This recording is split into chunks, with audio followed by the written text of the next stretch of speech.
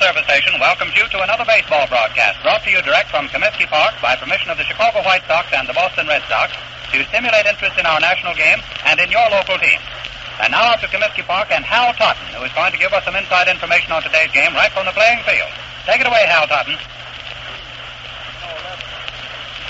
Good afternoon, ladies and gentlemen. Good afternoon from Comiskey Park, the home of the White Sox of Chicago, where the White Sox and Boston Red Sox are going to play a Ladies' Day game to open up the series of 4 games to be played in 3 days.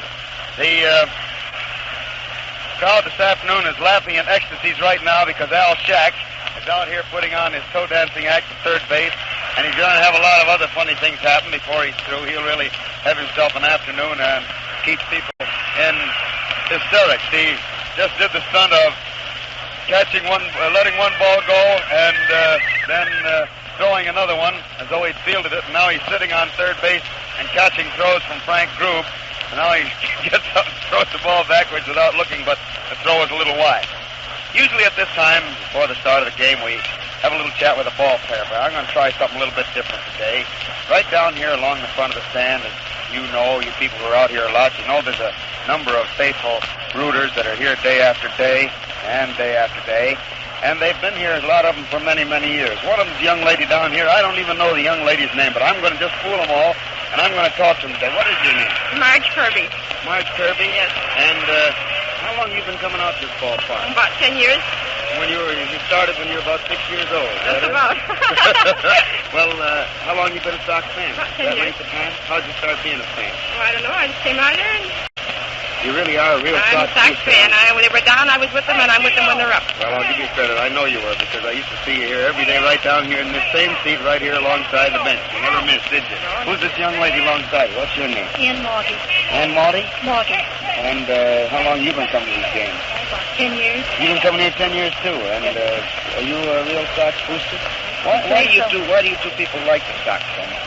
Well, we just like them, I guess. You have no answer as to what is a fan. Is that it? A fan is a person that's with a team when they're down, and they're still with them when they're up. And they don't throw pop bottles when they No, lose. we don't throw pop bottles. As much as we'd like to, but we don't. I'm going to go on down the line here a little bit farther because a couple of other ladies. This is sort of ladies' day, so we got ladies on the air. Can I bust in here and ask you to say something for a minute, you two fine people? And what's your name now? I'm going to ask you your name. I know it, but you're supposed to tell them. Mrs. Adams. Mrs. Adams, you were on the air with me downtown once and You have asked to me tell questions. everybody? Yeah. Say, I want to ask you something, and I really mean this deeply. How long have you been coming to games out here? Well, out here, ever Yeah. since the year after I moved to Chicago, that'd be about 4 years. And but you've been a baseball fan before that? Well, Mother says she took me in her arms. You've been going ever since. Uh-huh. Well, how did you come to be so interested in the Chicago teams? You say the year after you came to town? Well, the first year I lived in town, I couldn't get around very well. I'd been kind of sick, and I used to turn the radio on. I used to get this man called Totten. I always wondered who he was, you know. Uh-huh. And then I listened to him, and I thought, well, doggone, I used to like baseball, and I'd better go out there. And then when they told Jimmy Dykes out here, you know, and I listened to that, I thought, well, sure enough, I'll have to go out there. Sure enough. What's that sure enough come from? Where's your home? Oh, kind of all over. I lived a long time down in Virginia, though. Give a long time down in Virginia. Oh, I like that. Well, then radio really maybe has something to do with your coming out here. I tell you, I think radio not only teaches the game to people that ordinarily wouldn't learn the game, gets them interested in it, but you get hot about the team, you got to come out and see them. You're here pretty near every day, aren't you? Well, as often as I can get out You're not here. here on a pass either. No, sir, I'm Well, not. radio hasn't hurt the attendance as far as yours is Not as far as I'm concerned. I only wish they gave the games while they were away, because as hot a fan as I am, I lose little interest while they're In gone. other words, you're really a Sox fan rather than just a baseball fan. Is that it? No, I'm an American League fan. Oh, American League fan. Oh, but that's a real it. White Sox fan, Yeah, too. well, that's you know. what I wanted. This young lady next to you, what's your name? Huh? That's what I'm going to ask you, how long you've been out here. What is your name? Donald Sutherland. And how long you been coming out here? Well, since I was 6 years old, and believe it or not, that was in the old White Sox park. Oh, down in the south of here. Yes, sir. I was going to go way back. And, let's see, 6 I years saw Red old. Faber pitch his first game in the club. Oh, you shouldn't admit all I those know, things. I shouldn't, but after all, there it is. Because I didn't. You couldn't. Probably not. I don't think I was even in Chicago then. Well, that's how far back I was. because I've never been in the old car. And Hal, I think I heard you broadcast the first few games on an old battery set. 1923. I won't say how many years ago it was, but we had a battery set at the time. And that's what everybody used to say. The World Series coming up, everybody get your batteries charged. Yeah. Mm-hmm. Well, that's Get your what it batteries was. charged up or get new ones or something like that. Well, that was before the days of Texaco. Now, as far as radio is concerned, of course, Texaco's that old, too. But then you people are really Sox fans from the word go? Absolutely, Hal. We've been coming out here for all these years, and I think that we'll keep right on coming out. I'd like to know, and maybe you people can help me find out, just why Sox fans are so constantly loyal and why they stick the way they do. Just what is it about the Sox team that keeps you people so intent on the club, whether they're winning or losing? Well, Hal, because it's just our club, that's all. Well, not only And that, that's the management's always so nice, and not like today. Look, all these girls out here to see the game, and you never have any trouble. You're always a customer, and the customer's always right, and your team's in there, and whether they're in last place or first place, they're out there giving everything for you as well as Mr. Comiskey. Well, you can't help but like him. That's a perfect answer, and I'm glad to hear you say it, because, I've lived on the north side ever since I was in Chicago. In fact, when I first lived on the north side, the Cubs were on the west side, and then I was a Sox fan. That was when I was a little boy in school. And then the Cubs moved to the north side, and, of course, we kids had to be Cubs fans then. And then we started broadcasting. You'll remember the first 2 years the American League wouldn't let us broadcast. Oh, you weren't up here then. You remember that. And then finally, so I got the reputation of being a Cub fan. I had more fun the first year in here at the Sox Park. Every time I walk out, the Sox fans, what they call me. But now I've finally persuaded them that we've stuck to them through thick and thin, and the boss and everybody else likes it. Oh, what is this? Anyway, Al Shax is putting on his tennis game here, and he's doing it all by himself. He ran almost all the way out to left. He's got the Suzanne Long effect with a long gown on. It looks like a nightshirt of some kind, sort of abbreviated, and he's going way down with slow motion now to come up toward the net, and he's got the crowd cheering for him as he does this slow motion business and he bows, and the crowd gives him a big hand as he trots off the field. Thank you, ladies, for a very, very nice broadcast, and I think you really told the fans something. No, that's better with the hat down. She turned her hat up so she could get the microphone under it, I think. Now, ladies and gentlemen, here are the lineups for today. For the Boston Red Sox, Cook, right. Kramer, center. Manush, left. Fox, first. Kramer, second. Cronin, short. Werber, third. Berg, catching. And Grove, pitcher. For the White Sox, Radcliffe, left. Krivich, center. Off, right. Appling, short. Hyatt, third. Sewell catching. And Lyon pitching. Right now, a little White Sox mascot is sitting on Al Shack's knee like the dummy ventriloquist act, and Al's looking at him and making him do all sorts of stunts for the benefit of the cameras. That ought to make a good picture of that. Now, ladies and gentlemen, I think I'm going to have to encounter a lot of traffic on the way up to the booth, so I'd better get underway pretty soon. I might add again that it's another one of those days like the last two. Sunshine, clear, warm, but a nice breeze blowing from the northeast, making it worthwhile all the way. That's all for now. And while I'm on the way up to booth, George, will you just do a little switching to the studio? Here's good news for your pocketbook. A great new motor oil, the new Texaco motor oil made by the new Furfural process, is now on sale at all Texaco stations. What is the Furfural process? It's a special refining method developed by the Texas company which washes out all non-lubricating impurities, giving to the new Texaco motor oil a stronger, tougher lubricating film, a film that resists burning up inside the engine. This oil film keeps the crankcase full longer because it is all lubricant. Gum-forming elements and all other non-lubricating materials have been removed.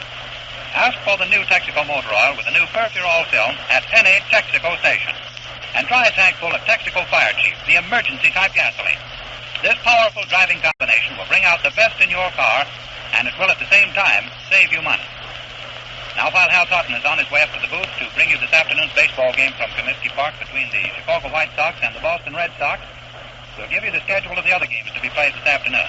First, over in the American League. Well, let's start in the National League, inasmuch as the American League is in town. In the National League, the Chicago Cubs are in New York today playing another game with the Giants. That game has already started with French and Hartnett, the battery for the Cubs. The Giants starting Gumbert and Mancuso. At the end of the second inning, the score is tied with no score.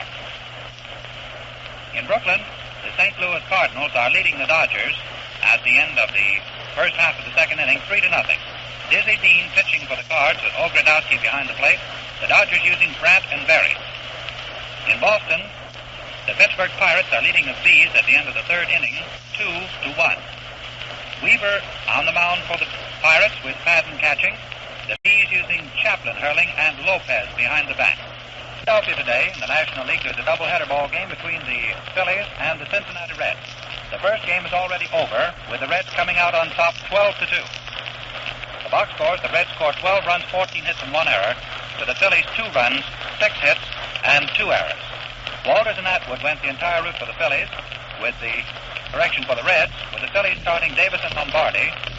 Harris pitching in the 6th, Cybus in the 7th. And now for the American League. What if you could own a part of history? What if you could be part of history? Whether you're 9 months old or 90, This Day in Baseball has something for you. This Day in Baseball offers unique clothing items with iconic opportunities to sponsor player pages like Babe Ruth, Mickey Mantle, Sandy Koufax, any game, season, or ballpark in baseball history.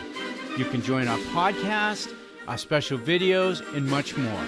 This Day in Baseball allows you to be a proud sponsor of history of your favorite players, places, teams, and events, which allows us to fulfill the mission to bring baseball history back to life in many various forms. We provide you the chance to be part of history, and we recreate it. Want to see how? Go to thisdayinbaseball.com and click on the Patreon link in the menu bar. If you're familiar with Patreon, go to patreon.com/thisdayinbaseball and you can become part of baseball history today.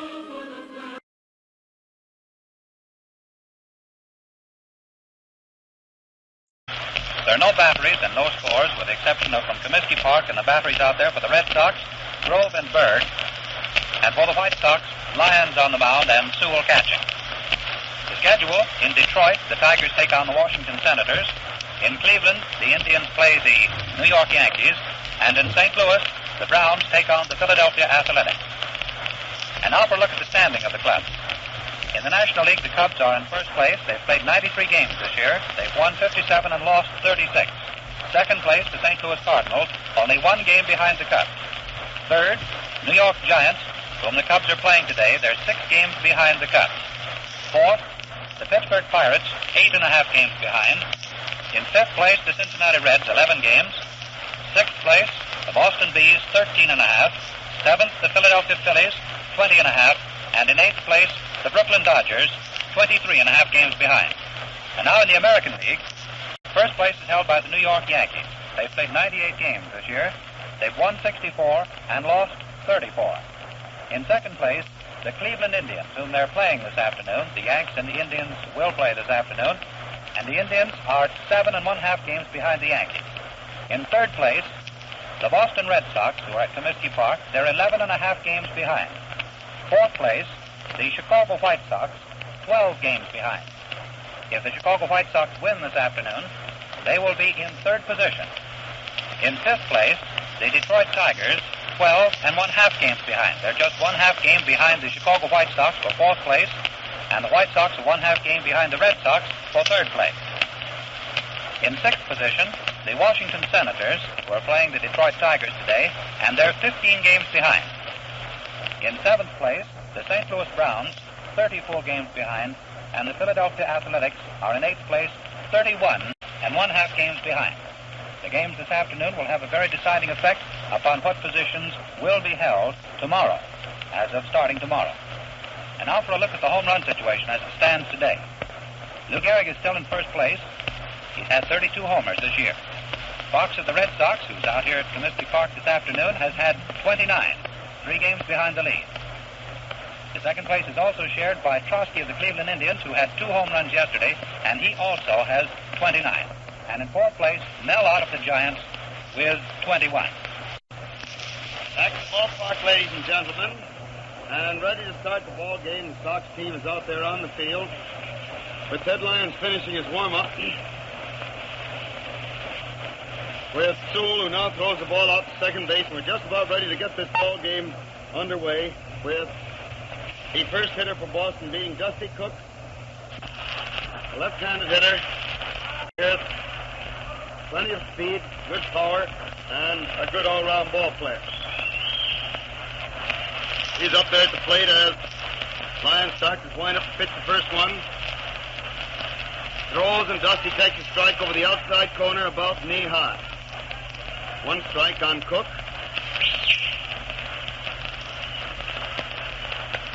And Lyons winds up again, throws. Dusty swings the foul, this one back to the screen, and it's strike 2. That makes it 2 strikes on Cook. 2 strikes to count.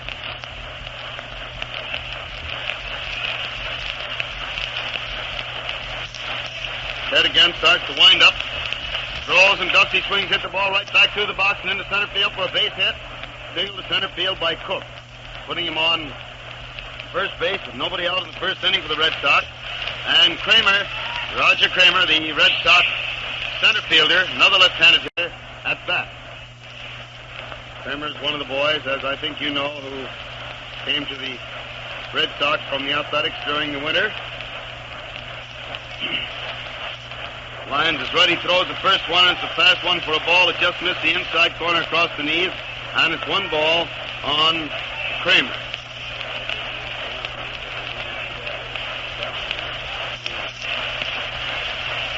And there's a strike over the outside corner across the knees. So it's 1-1, 1 ball and 1 strike on Kramer.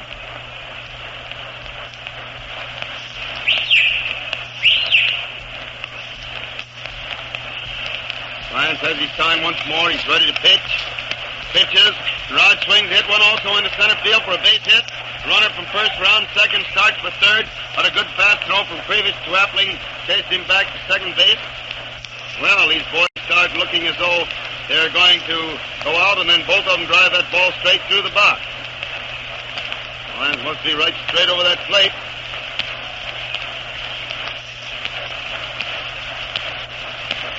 While the balls are going on the ground or low, they're going safe. Now the Red Sox have runners on first and second. Nobody out. And Manush, another husky, dangerous left-handed hitter, steps up there, taking the first pitch wide for ball 1. Lyons throws again, and Heine swings in a pop fly going foul to the left of the plate. Wind carrying it back toward the stands. This back well into the stands, out of reach for a strike. So it's 1 ball and 1 strike.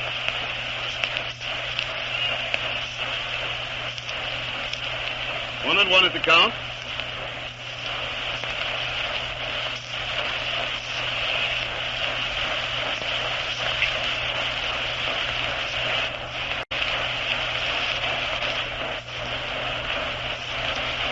Pitcher finally swings around, steps on the slab again.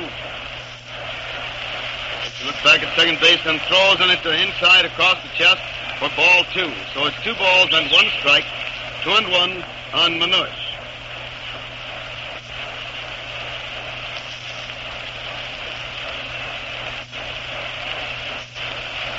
Then the pitcher throws, and Heine swings in a pop fly out toward right field. Hayes is back on the edge of the grass, and so the man is called out on the infield fly rule as Jackie Hayes catches the ball anyway. Infield fly rule had him out. The umpire near second base, I believe it is. Let's see how we lined up today. Hubbard at the plate, McGowan on first, and our old friend Emmett Ormsby is on third base. Emmett come into town, takes the place of Quinn, apparently. And now the first pitch to Jimmy Fox, husky right-handed hitter at bat, is a good strike 1 over the inside corner down around the knee. Jimmy's a boy that hit a ball clear over the left field stand out here in the last trip. He fouls the next one back on the net back of the plate, and it's 2 strikes on Fox. 2 strikes to count.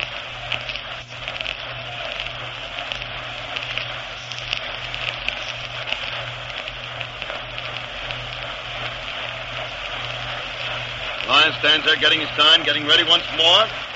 Finally has it. Takes a look back at second base. Pitches, and the hitter hits a long one. It looks like it's in way back. And it's a home run into the second deck, way back in the second deck of the left field stands by Jimmy Fox, scoring 2 runners ahead of him to give the Red Sox a 3-0 lead. That ball was a mighty wallop way out there. Lyons must have let the ball get away from him and pitch it where he didn't want to, because he certainly pitched the ball right down Fox Alley. And it's a long home run for Jim, high into the second deck of the left field stands, which scores 3 runs for the A's. Whereas for the Red Sox, been talking about the A's so long, getting mixed up. And the Red Sox are now leading 3-0. All seemed to get away from Ted, because both he and Sewell, after the ball was hit, were standing there dejectedly as though to say the ball didn't go where it was meant to. And now Kroner, who's playing second base, the right-handed hitter, takes the first pitch wide for ball 1. Ted throws again. He swings and misses a high fastball inside for a strike. And it's 1 ball and 1 strike on Kroner. 1-1 the count.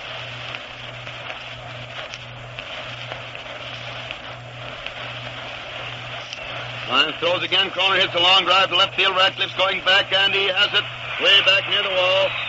Ball well hit, but Ratcliffe got back nicely to make the catch. So it's 2 out in the first inning for the Red Sox. 3 runs already home, though.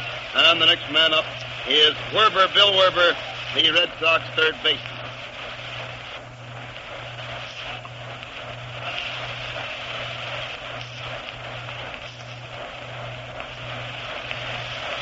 Throws the first one, so high on the inside for ball 1. 1 ball called on Cronin. Joe Cronin, the shortstop and manager at bat.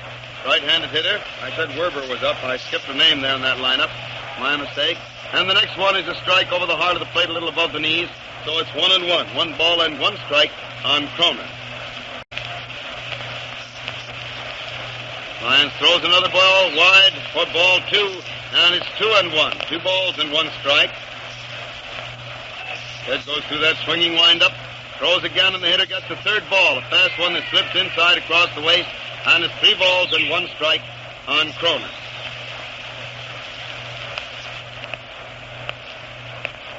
Lyons winding up, pitches again, and the hitter swings, hit a ball foul down the right field line, and well back into the box seats way down the line. It's 3-2, 3 balls and 2 strikes on manager Joe. Then goes through his wind-up pitches. Cronin swings, hit a ball down to Pyatt.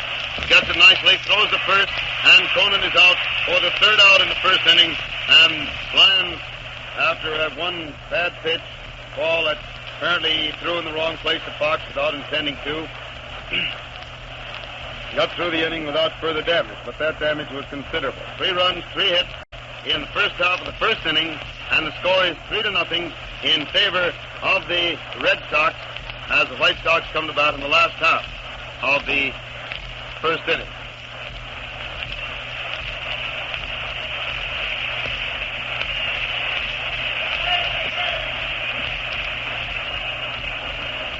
Ratcliffe, who walked out of the dugout just then, was greeted by the nice round of applause from the lady fans. Stocky little left-handed hitter who is the White Sox leadoff man and is second to the league standings today. Went back ahead of his teammate Appling yesterday and is trailing Gary Averill, who was up there for a day or so, dropped back down under the first pew.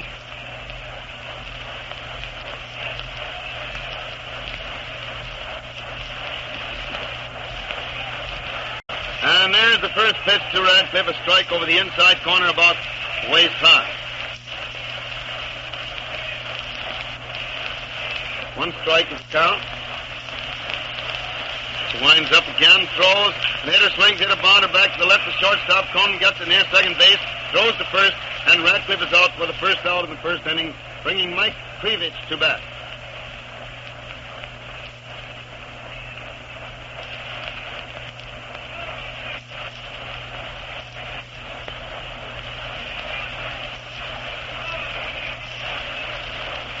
Mike is a right-handed hitter, stands there waiting. And Grove winds up and pitches for a strike over the outside corner waist high. Grove still got that easy, graceful pitching motion.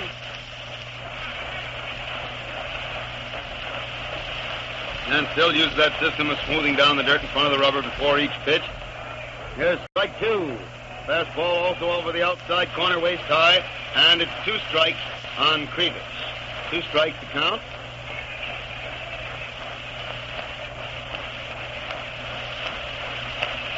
Grove throws again. Mike swings and misses a curveball inside, striking out for the second out in the second inning.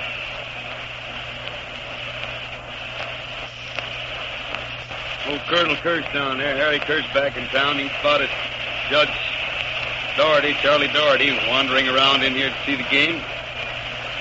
That old Colonel Yank here today, too. Colonel Taylor. Yank Taylor's wandering around here in the second deck with us. Hitter hits the Haas hits the first ball pitch to him. It's a slow bounder, which Cronin can't quite get back to second base. He snaps his fingers as though he is disgusted with that one, because he thought he might have gotten the man if he did field the ball. And I believe it'll go as a base hit, because I doubt very much if Cronin could have made the play.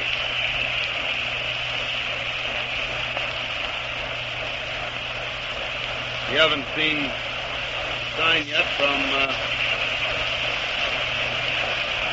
Wayne Otto, who probably will sign it in a minute. And now the first pitch to Benore is inside and low for ball 1. 1 ball called. That's on that, George. Please. The hitter hits the next one, a long foul away down the right field line and hits the front of the roof of the stand, bounds out into right field, where one of the boys from the Boston bullpen gets it and rolls it into Merv Shea, coaching at first base. And it's 1-1. 1 ball and 1 strike on Benura. He swings at the next, hit a looping drive down the right field line. It's going to fall for a base hit. There it does, inside the line. And Benura is at second base, and the runner from first is going home as Benura turns and goes all the way to third base on it. The ball bounded away from the right fielder down the line, and rolls along the front of the stand. By the time he recovered it, Haas had scored from first base, and Benura pulled up at third.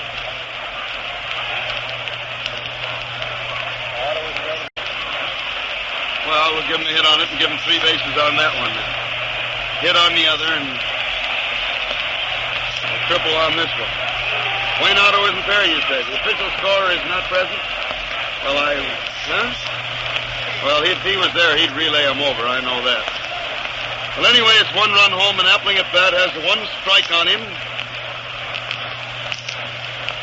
Grove throws again, and Luke takes a high one inside for ball 1. Wait a minute, he didn't have 1 strike. The board showed 1 strike, but I didn't remember any pitch. I was going along with the board, and the board was wrong, and it's corrected. So now it's 1 ball on Luke Appling.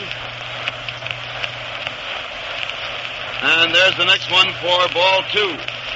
A little bit wide across the waist. So the count is 2-0, 2 balls and no strikes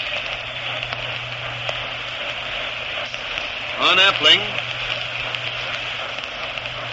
Grove winds up again, pitches, and the hitter fouls this one into the stand to the right of the plate for strike 1, making it 2 balls and 1 strike on Luke Appling.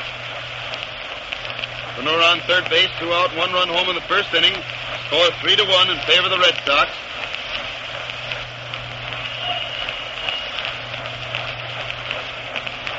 One on Appling. Grove getting ready again. Starts to wind up once more. Throws and Luke starts to swing, stops. The ball hits the bat and then bounds foul back to the stand. And it's 2-2. 2 balls and 2 strikes. Appling turns, walks out of the box, dries his hands, and steps back up to the plate.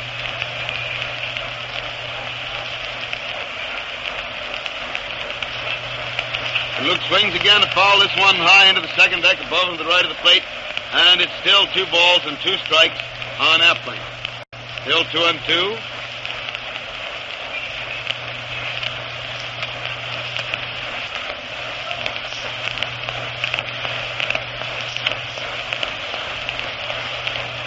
Balls and 2 strikes. He throws once more, and there's another foul onto the roof of the stand above and to the right of the plate. It's still 2-2 on Luke Appling. Old Luke fouling him off again.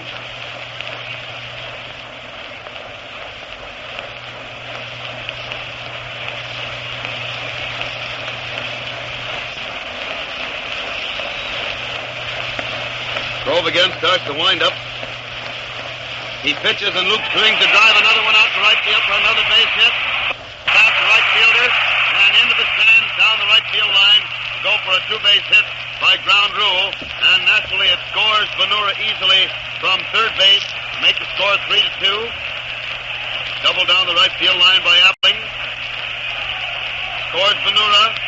And the score is 3-2 now in favor of the Red Sox, with a tying run on second base. Appling on second base, 2 out, 2 runs home in the first inning, and Jackie Hayes at bat.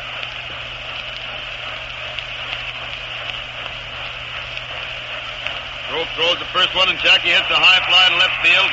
Looks like an easy out, though. Manush is waiting under it. He has it, and it's 3 out. 2 runs, 3 hits, 1 man left on base in the last half of the first inning. And at the end of the first inning, the Red Sox are leading the White Sox by a score of 3-2.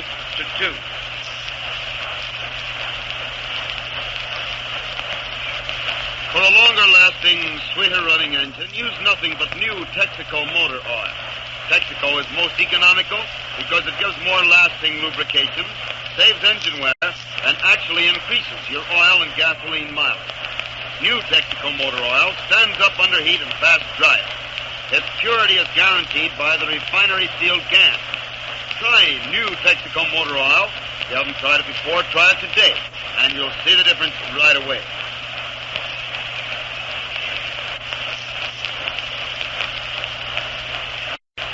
Bill Werber, the Red Sox third baseman, is the first man at bat in the second inning. Bill's a right-handed hitter. Lyons starts to wind up the pitch to him.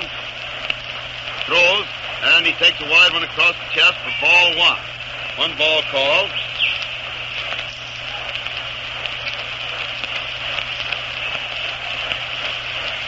Lyons winding up again, throws. The hitter swings, hit one down the left field line. A beauty just inside the bag. Goes way on down to the canvas down there. Radcliffe fights around amongst the front of the stand and then amongst the canvas till he finally gets a hold of the ball and throws it in. And it's a double down the left field line by Werber, putting him on second base. Nobody else in the second inning for the Red Sox. And Mo Berg is at bat, right-handed hitter. Good old Mo was with the White Sox for a number of years, back some years ago. Started with him as an infielder, and then in an emergency one time when all the catchers were hurt, he volunteered to catch, and has been a catcher ever since, and a very smart one. Mo started to swing at the first one, stopped halfway through, and it breaks wide for ball 1. 1 ball called.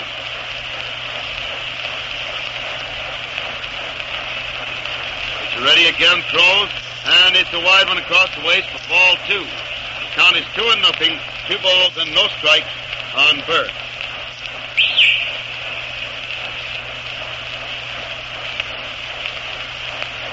That shrill whistle you hear is Al Shack coaching down there. Now the hitter on the hit-and-run play with a runner on the go from second base, drives one out into left center.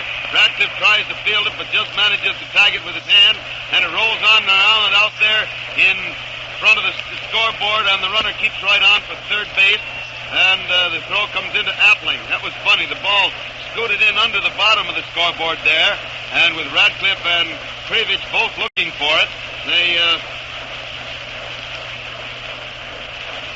suddenly discovered it popping out from underneath the scoreboard and bounding on now toward center field, and Krivich had to chase it and throw it in. By that time, Berg on third base.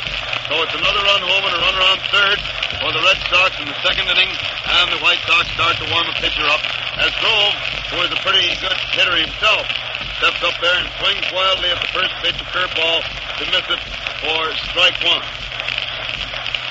There's ball 1 high and wide, and the count is 1-1. Incidentally, when he was with the White Sox, Berg and Ted Lyons were very great pals. They were together a great deal. It throws again for strike 2, a fastball over the heart of the plate about knee-high, and it's 1 ball and 2 strikes on lefty Grove. White Sox infield playing right in close, hoping to cut off the run at the plate. And there's the second ball, a fastball wide across the chest, and they get 2 balls and 2 strikes on Grove. Berg on third base, nobody out. 1 run already home, and the Red Sox now leading 4-2. Lyons throws again, and Grove swings, hit a pop fly out there in front of the plate. Luke Sewell is down there getting it, makes the catch, and it's 1 out in the second inning. Sewell got the ball about 6 or 8 feet out in front of the plate. And so it's 1 out in the second inning for the Red Sox. Berg still on third base. 1 run in. And the leadoff man, Dusty Cook, is at bat once more. Again, the infield stays in close, try to cut off that run at the plate, but the right side of the infield backs up a little. Hayes and Benura, because Cook pulls the ball pretty good.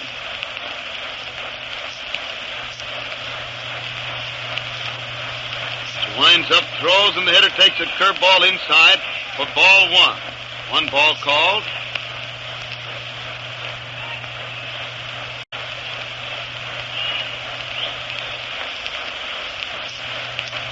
Winds up again, pitches the hitter, hits a slow bounder down to Hayes, who holds the runner at third, and then tosses the ball over to first base, getting Cook for the second out.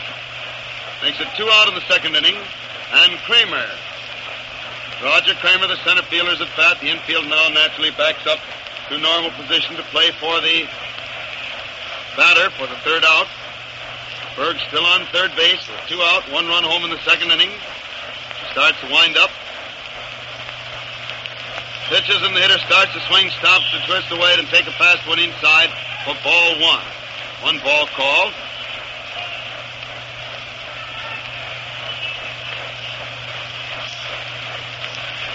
She's winding up again, pitches, and the hitter swings, hit a bounder down to Appling, who grabs it, throws to first base, and although Benura had to lean way out to the left to get the ball, he made the catch on a nice reaching play for the third out, ending the inning, and Lyons pitched beautifully there after getting himself in a serious jam at the start of the inning by allowing a double and a triple. He pitched himself out of the jam with only that 1 run scoring his first run of the inning. They had Berg on third base with nobody out and couldn't get him home. 1 run, 2 hits, 1 man left on base, and the White Sox come to bat in the last half of the second inning with Tony Pyatt, the third baseman, the first man up. And the score, 4-2, in favor of Boston. And Oscar Melillo's out there warming up Grove while Berg gets into his catching cog. Walks slowly up there to the plate. Keith throws the ball out to second.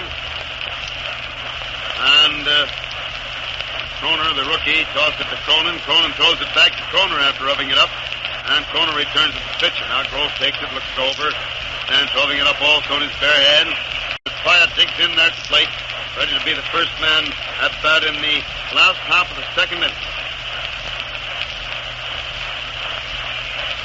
Grove starts to wind up pitches, and it's a curveball inside and low for ball 1. 1 ball called.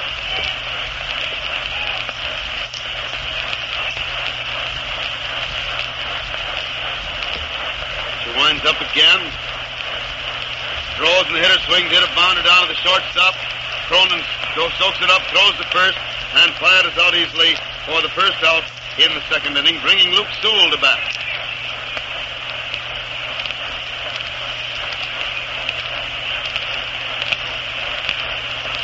Sewell finishes swinging 3 bats, tosses 2 of them aside, steps up to the plate,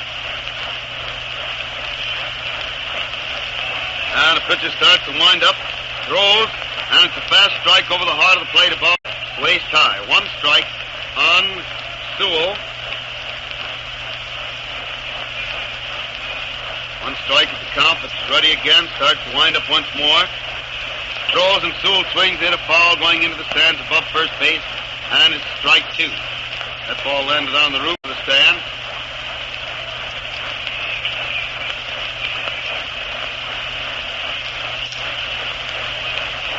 Two strikes now, the count.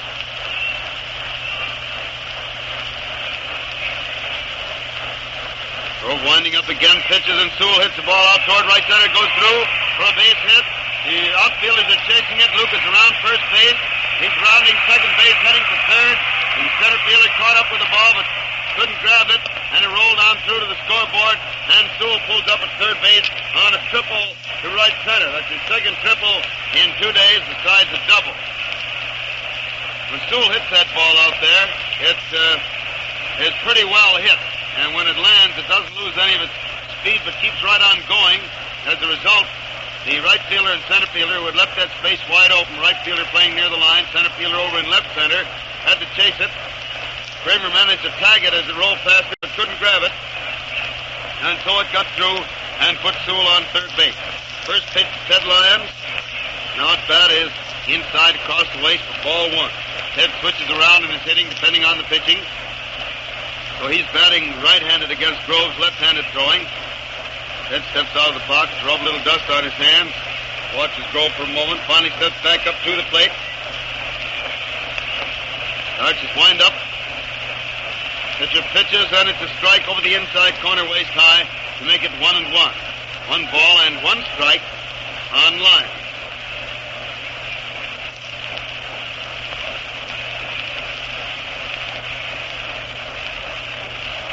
Lyons again steps out of the batter's box. And they're watching the pitcher. Finally steps back up the plate. Grove is winding up. He throws and Ted swings and misses a fast one that breaks down inside. And it's strike 2. 1-2.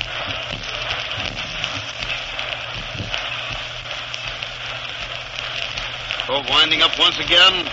Pitches and Ted swings to miss a fastball inside. Striking out for the third out. The catcher dropped the ball and stood there holding it. Lyons started jogging toward first base. And finally, Berg turned threw the ball down there, so that completed the play. And it's 2 out in the second inning for the White Sox. Sewell is still on third base. And the man at bat is Radcliffe. Starts to wind up, throws, and it's a curveball wide for ball 1. 1 ball called.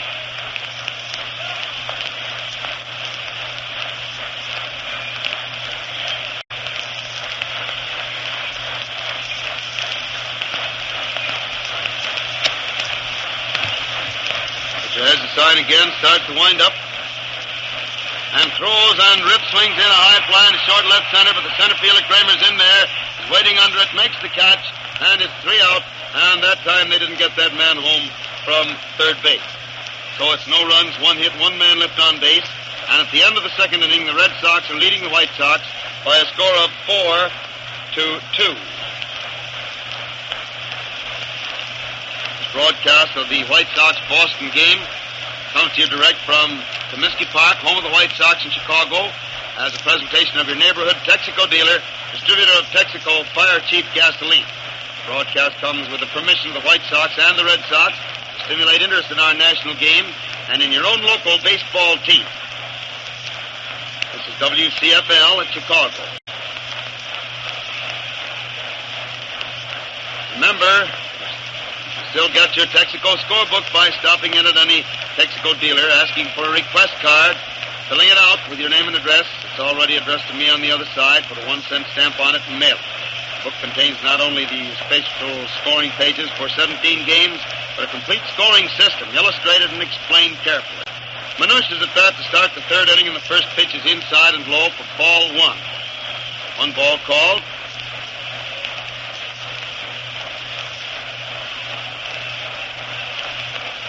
Lyons ready again, starts to wind up. Pitches and the hitter swings and misses a fast one inside for strike 1. And the count is 1 ball and 1 strike on Manush. Dangerous left-handed hitter. Powerful fellow. Lyons throws again and Heine swings a pop foul into the stand to the right of the plate. And it's 1-2. 1 ball and 2 strikes on Manush.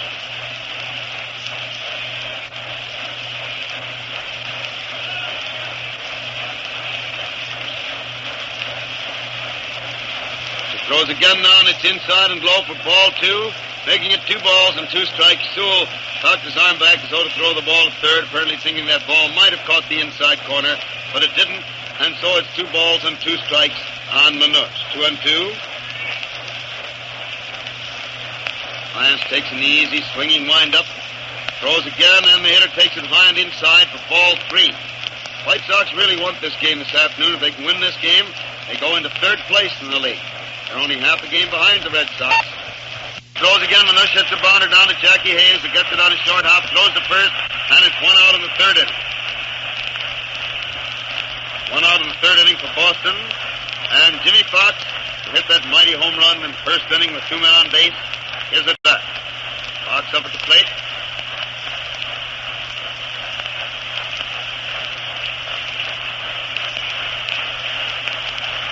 Fox takes a strike over the heart of the plate, waist high. 1 strike at the count. The swing's hit. The next one, Pyatt goes to his left, gets it on the bounce, throws the first, and Fox is out easily for the second out. It makes it 2 out in the 3rd inning for the Red Sox. And Kroner is up there at the plate. Kroner, the Red Sox second baseman.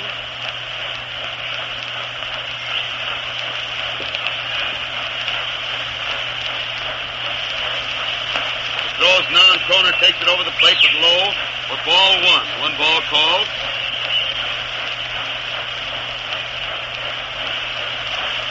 Lines up again, throws, and it's a strike over the outside corner about knee high. So it's 1-1. 1 ball and 1 strike.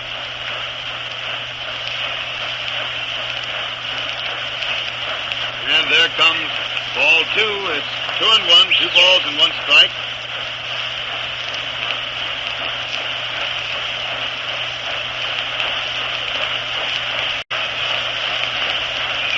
Swings again to hit a long hopper. Pyatt grabs for it, but it gets through into left field.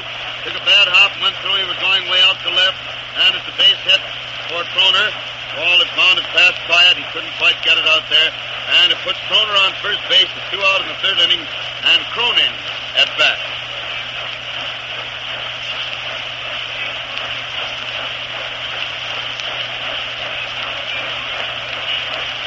Joe swings, hits the first ball pitch. It's a high fly to short right center.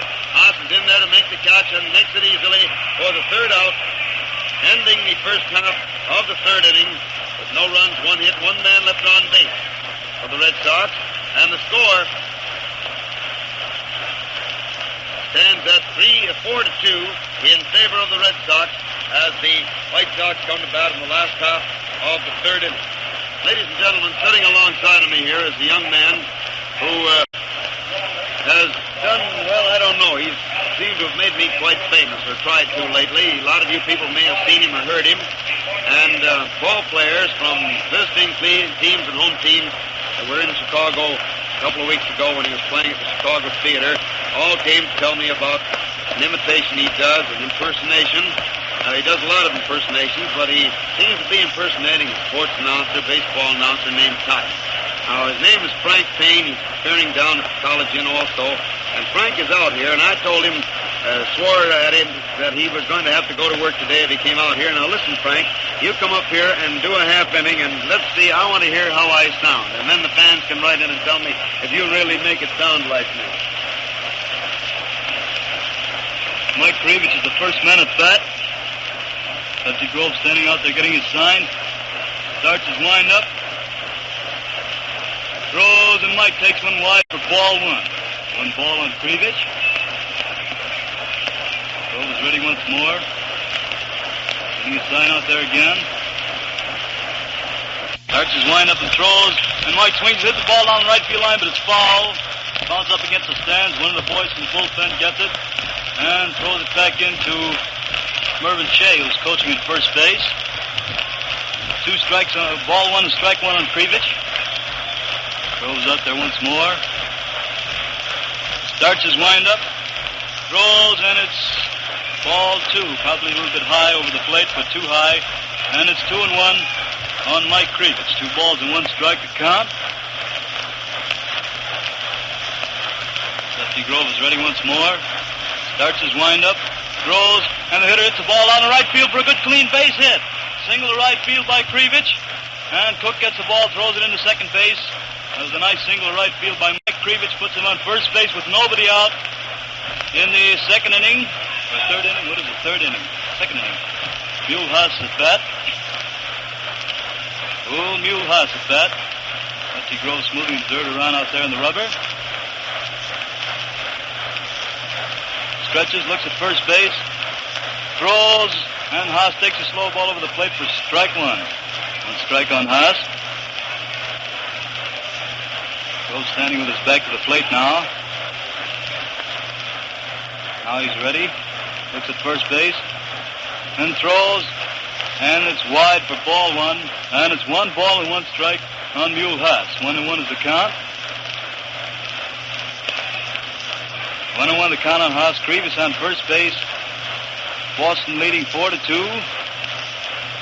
throws the next one, and it's strike 2 over the outside corner, and it's 1-2 on Haas. 1 ball and 2 strike to count.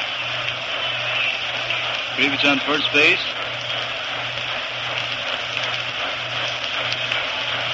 Crow looks over there, stretches, throws, and it's ball 2, I believe. 2-2. Crow is ready once more.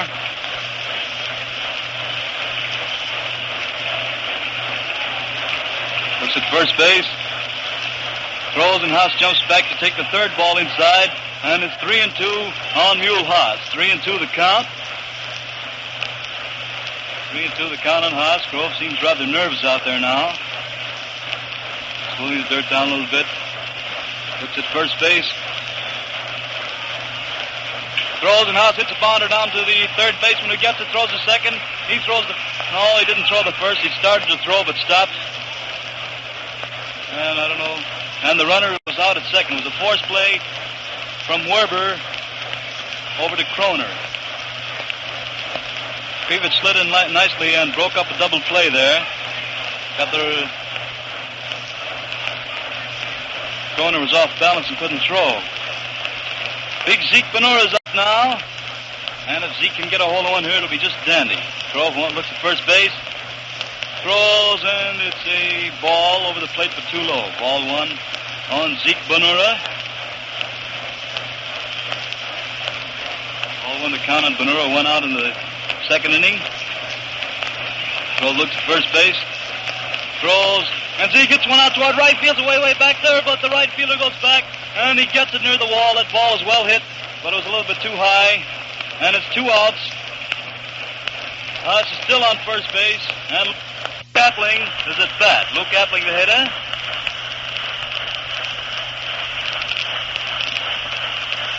Old luscious Luke steps up there. He's waiting. He's batting around 377, I believe. Right up there with the top.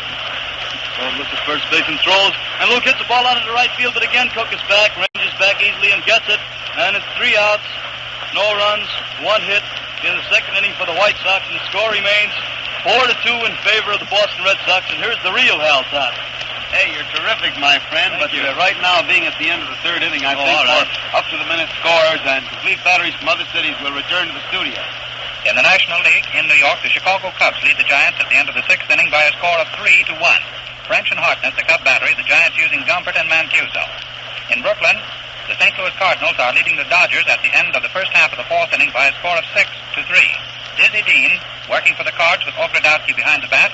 Granton Berry, the opening battery for the Dodgers, with Phelps catching in the 3rd and Winston pitching in the 4th. In Boston, the Pittsburgh Pirates are leading the Bees at the end of the first half of the 7th inning by a score of 7-3. Weaver and Patton, the Pirate battery. Chaplin and Lopez opening for the Bees with Reese pitching in the 5th. The first game of the doubleheader in Philadelphia was taken by the Cincinnati Reds from the Phillies by a score of 12-2.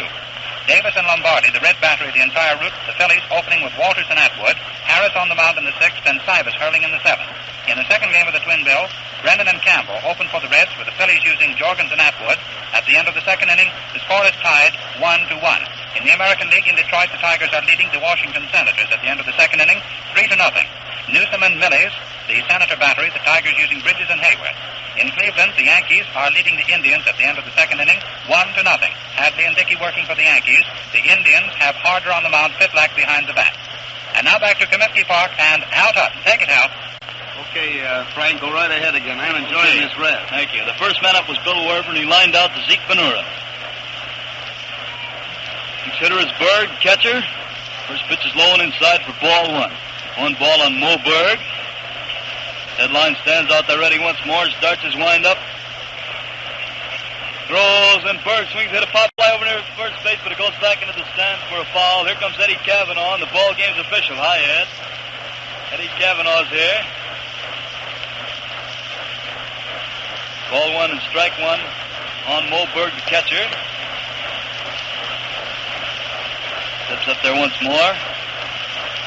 Headlines is out there getting his sign. Starting his windup now.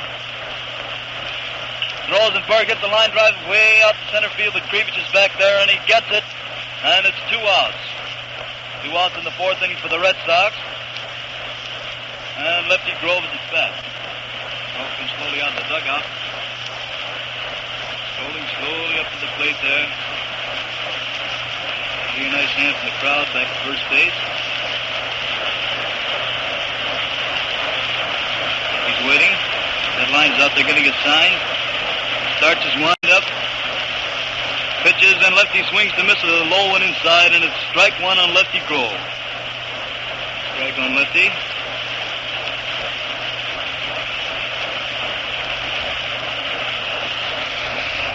Pitches a slow ball over the outside corner for strike 2. And it's no balls and two strikes on Lefty Grove. Line's ready once more. Starts his wind-up and throws. And Lefty takes a very feeble swing and misses the ball for strike 3, and he's out. And the White Sox are coming to bat now in the last half of the 4th inning with the score remaining 4-2 in favor of the Boston Red Sox. Ted Lyons, since that first bad inning, has been pitching a nice ball there.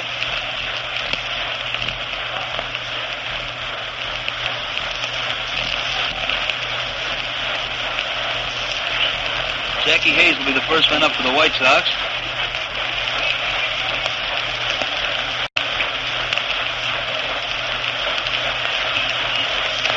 Jackie Hayes swinging 3 bats, throws one of them aside now. And we're just about ready to go. Lefty Grove is still warming up, takes another warm-up out there. There's a throw to second. And Jackie Hayes is at bat.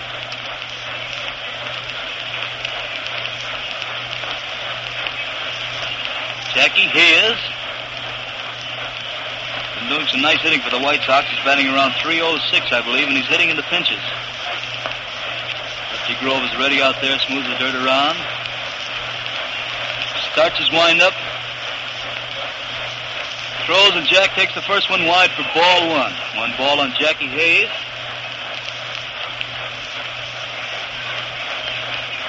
One ball to Conan Hayes. Grove is ready once more. Winds up and throws, and the next one is wide for ball 2. And so it's 2-0 on Jackie Hayes. 2-0 to count.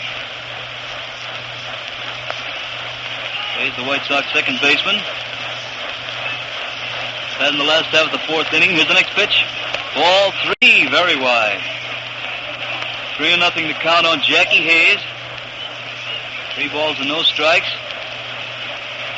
Throws ready once more and throws. And it's ball 4 inside, and Jackie trots down to first base with a walk. Puts Hayes on first base with nobody out in the 4th inning. And the hitter is Tony Pyatt, who's playing third base these days for the White Sox.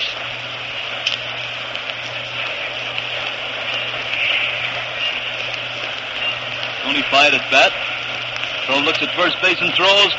And Tony acted as though he was going to bunt, but took one inside for ball 1. 1 ball on Tony Pyatt.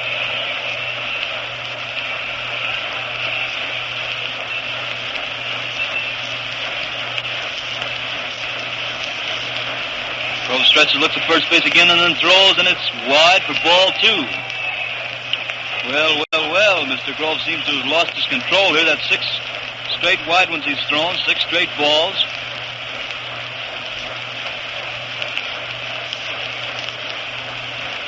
Ready once more. Throws, it's a strike, caught the outside corner, and it's 2-1 on Tony Pyatt. 2-1 to count on Tony Pyatt at bat in the 4th inning with the Red Sox leading 4-2. Jackie Hayes on first base. Nobody out. Grove is ready once more, looks at first base, and then throws. And Tony swings at the ball down the right field line, but it's foul, just curved foul. And it's 2-2 on Tony Pyatt. Balls and 2 strikes on Pyatt.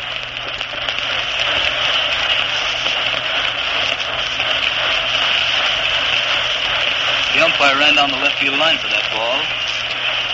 Comes back in again. Grove is ready once more. Throws, and it's inside and low for ball 3. So it's 3-2. on Tony Pyatt.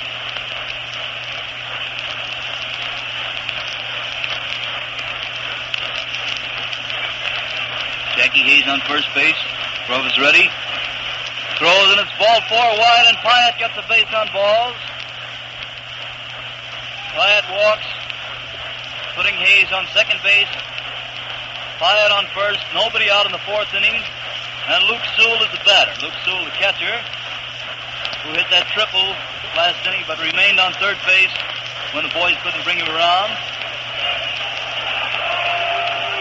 Something seems to be the matter out there. They're booing somebody. I don't know who it is.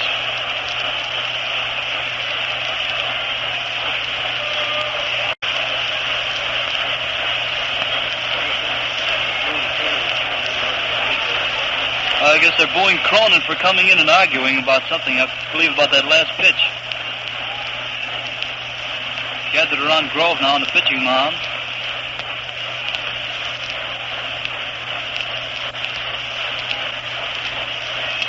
Luke Sewell standing down there waiting.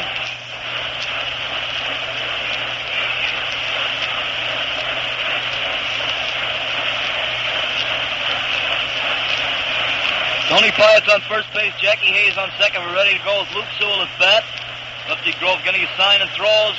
And Luke takes a strike with the curveball. And the catcher Grove throws to second base. Throws to second base. The runner got back there and Cronin is... No, the runner is out. The runner was caught off second base. Jackie Hayes was caught off second base on a throw from Berg to Cronin. Jackie Hayes was caught off second base. He's walking dejectedly back to the dugout now. It's ball 1 on Sewell.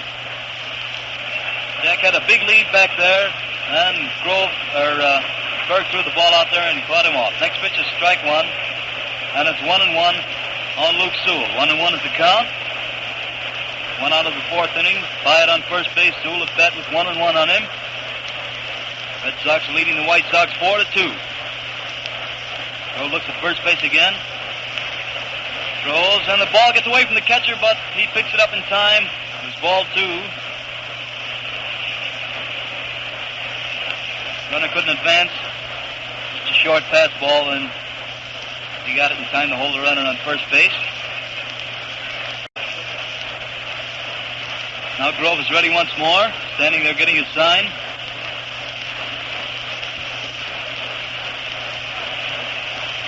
Ready.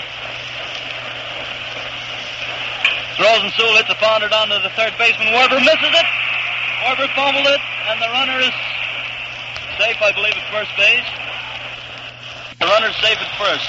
Werber fumbled it. I believe it goes in error. I don't know.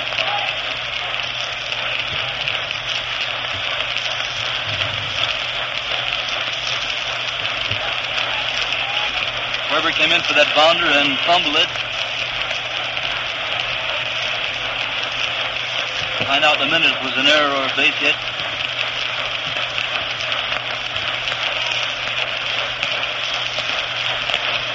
This man at bat takes a strike over the outside corner. It's Ted Lyons, the pitcher. Now, what was that? An error? It was an error on Werber, the third baseman. Lefty Grove throws again, and Ted swings and misses one inside, and a strike 2 on Ted Lyons.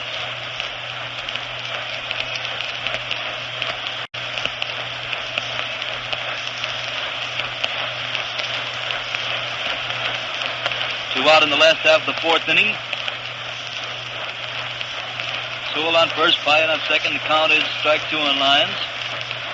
Boston leading 4-2. Once again, Grove starts that stretch, throws, and the hitter hits one down to Cronin, who throws to second, forcing the runner there. And the throw to first gets past the first baseman. The throw to first got past Fox. And Tony Pyatt scored. The throw to first was very bad, very wide. Got past Jimmy Fox. And the runner scored from... Tony Pyatt scored from second base.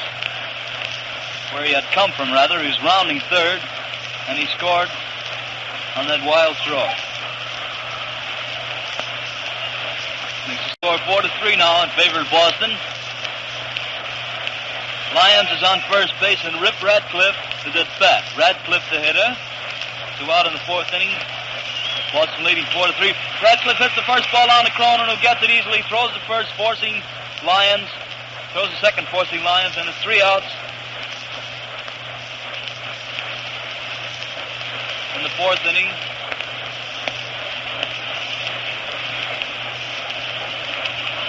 The score still 4-3 in favor of Boston, and here's Hal Todd. Want me to go to work again, Frank? I don't care. What do you want to do, Hal? Well, I'll call you in later. Maybe I'll go to work a little while because they'll think that I'm loafing on my job here. It was 1 run, no hits, 2 errors, and 1 man left on base in the last half of the 4th inning for the White Sox. And as Frank told you, the score is 4-3 in favor of Boston. Summer means more miles of driving, so make them pleasant miles with your car free from nerve-wracking squeaks and rattles. Drive to the nearest Texaco service station. Tell the operator you want lubrication. He will put oily, clinging Marpac in every bearing, and the job will last twice as long as an ordinary grease job.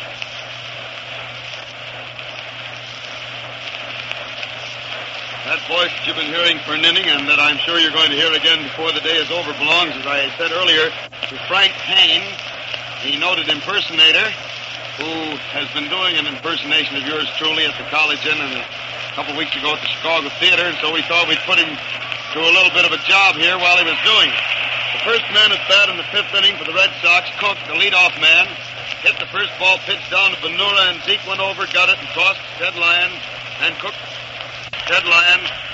was out at first base, Ted taking the throw in time to get it. So it's 1 out in the 5th inning for the Red Sox. And Kramer is at bat. Is it chilly, Frank? Roger Kramer's up there. Lyons looking around, getting ready to pitch the first one to Raj.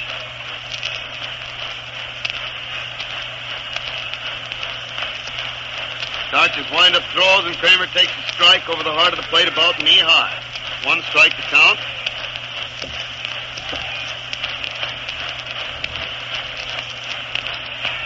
Lyons again starts the wind-up. Throws for strike 2. It's over the outside corner, knee-high, and it's... Wait a minute, the first one called a ball, was it, John? Was a ball. I thought the umpire was changing the indicator.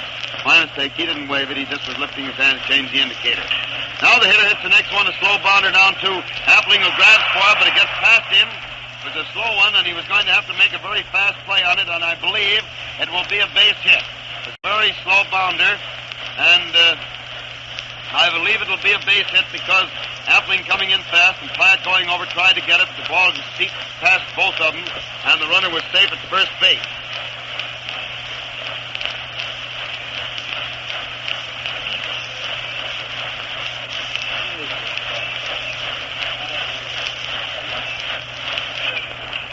Almanush hits a hard bounder to Hayes, who flips it over to Appling. He scrapes his foot across the base, and it turns into a double play. A double play. Hayes to Appling to Benura for the 2nd and 3rd out.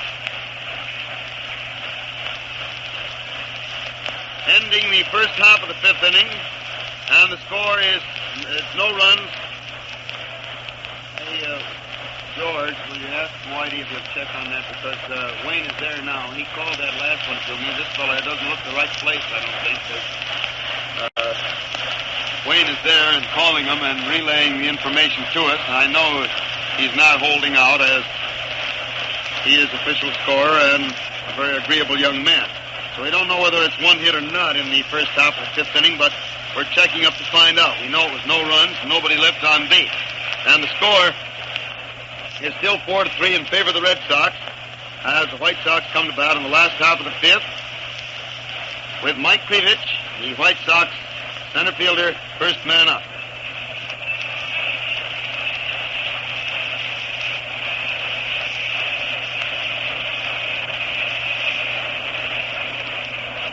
Grove steps onto the rubber, gets ready to pitch the first one to Mike.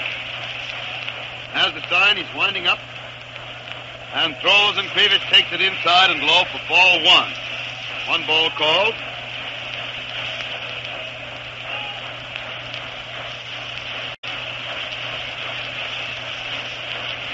ready again, starts to wind up once more, throws, and the hitter takes a high one inside for ball 2. So it's 2-0 on Krivich. 2 balls and no strikes on Mike.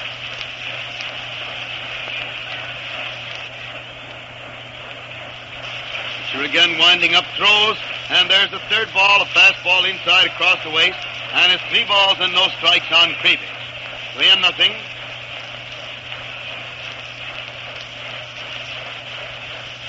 Easy wind-up, throws, and it's a strike over the outside corner about knee-high, making it 3-1.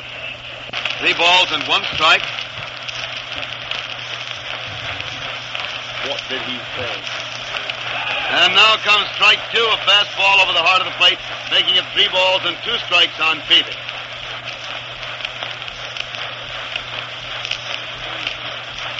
There, the hitter started to swing at the next one, stopped, but the ball was over the plate, and Krivich is called out on strikes for the first out in the 5th inning, making it 1 out of the 5th inning for the White Sox, and Haas, Mule Haas, is up there at the plate.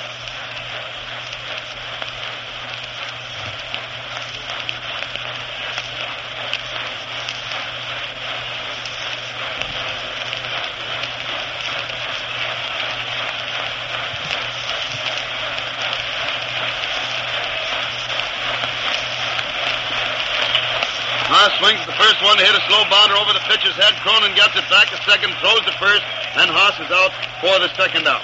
That makes it 2 out in the 5th inning for the White Sox.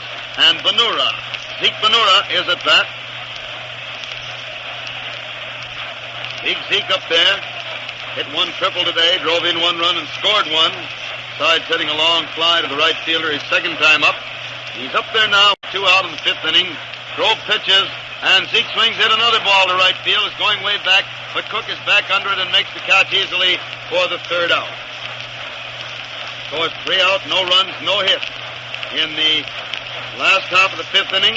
And the score at the end of the 5th inning is still 4-3 in favor of the Boston Red Sox. And now, once again, for just a moment, we return to the studio. If you want to get the greatest enjoyment out of these baseball broadcasts, be sure to get your copy of the 1936 Texaco Baseball Scorebook.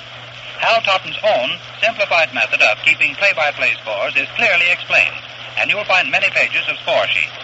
Use this book for every game. It's great fun to be able to refer to games you've seen or listened to and give a play-by-play record. Then, too, this big worthwhile book carries the roster of both Chicago teams, the pictures of the individual players, their averages, ages, nicknames, and heaps of other real baseball dope, plus a complete schedule of all games for both leagues. It's easy to get your own copy. Just go to any Texaco service station and ask for a request card for the 1936 Texaco Baseball Scorebook. Then write your name and address on the card, stamp it with a 1-cent stamp, and drop it in the mail. That's all there is for you to do. It's absolutely free. So be sure to get your request card in the mail today and start keeping your own play-by-play record of these games. During the broadcast, Hal Totten will give you additional dope on scoring as the plays take place. Remember, all you have to do is to sign the card with your name and address, stamp it, and drop it in the mail. And now back to Comiskey Park for the continuation of the baseball game, brought to you by permission of the Chicago White Sox and the Boston Red Sox to stimulate interest in our national game and in your own local team. Take it, Hal. Back at the ballpark for the 6th inning, and the inning was held up momentarily. Mule Haas, after running out that play, had to go back to the bench and was still there, had to duck up the clubhouse for a minute, and they had to wait a moment, but he's back out on the field now, so Lyons took a little extra warm-up, and the ball has been thrown back to him. We're ready to go in the 6th inning. Jimmy Fox, the Red Sox first baseman, the first man at bat in the 6th. The Lady fans are having a lot of fun with Al Sack there, who keeps moving the outfielders, waving them back as Fox steps up and motioning into the second deck of the left field seats, and all the ladies boo and cheer and have a lot of fun. The first pitch to Fox is a high one inside for ball 1. 1 ball call for Jimmy Fox. Lyons winds up, throws again, and Jim swings and fouls the ball back to the net, and it's a strike. So the count is 1 ball and 1 strike. New ball thrown out by umpire Hubbard, gets past Lyons. Appling picks it up over near second base.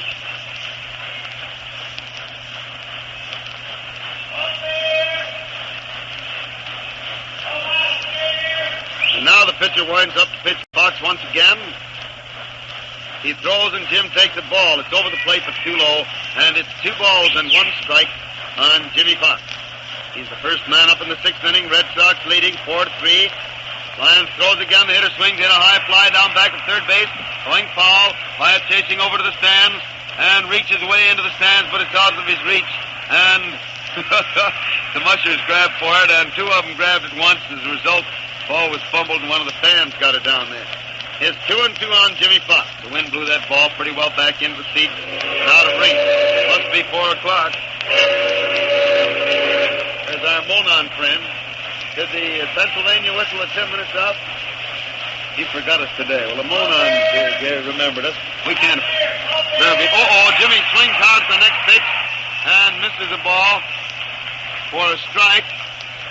And maybe he tipped it. I don't know. He might have. Yeah, I guess he tipped it foul because it hit Luke Sewell's finger and then caromed off and hit the mask. Luke looked at his finger. Fox had started for the bench and then turned and walked back there again. Apparently just barely tipped the ball foul and thought that Luke had held it, but it dropped out of the glove. And as a result, Jim is still up there. If he'd held the ball, it had gone straight into the glove, and he'd been able to hold it. It had been an out. There's the next pitch for a ball high and inside, and it's 3 balls and 2 strikes on Fox. 3-2. Lyons again winding up, throws, and Fox swings in another pop foul coming down back of third base, but also well back into the stand. In fact, it lands clear up on the roof of the stand. Down to our left, and it's still 3-2 on Jimmy Fox.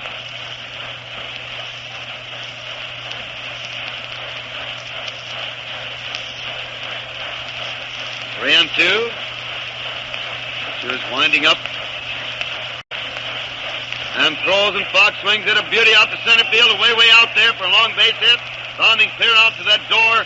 Out there, just south of the bleachers. Fox around second base, carrying for third. The ball comes into Hayes, who relays it into Appling, and Fox pulls up at third base, standing up. Oh, that ball was beautifully hit. A long triple to center field. They play him naturally around to left. And Krivich made a great try for it, but it got well past him. Found it out to the door that leads underneath the right field stand, just south of the bleachers, right in dead center field almost. So you know how far it went. And Fox is on third base with nobody out in the 6th inning for the Red Sox. Kroner, the second baseman at bat. Infield playing in now, almost to the infield grass, left side back a little bit. Throws the first one, and Kroner takes a high one inside for ball 1. Ball sails a little, and it's 1 ball on Kroner.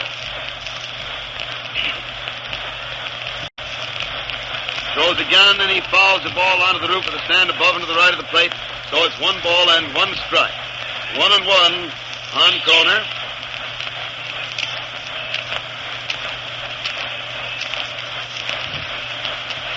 Once more, the pitcher starts to wind up. Easy swinging wind-up, throws, and Kroner swings and misses for strike 2. Ball curved away just a little bit, enough to miss the bat because he went after it pretty good, and it's 1 ball and 2 strikes. 1-2. He again starts to wind up, throws, and the hitter hits the ball right back through the box and into center field for a little rolling, dribbling single, but there's nobody anywhere near it, and it goes on through into center field for a base hit, scoring Fox to make the score 5-3 in favor of Boston, leaving Kroner on first base with nobody out. 1 run already home in the 6th inning. And Joe Cronin, the manager and shortstop, is up there at the plate. Cronin at bat.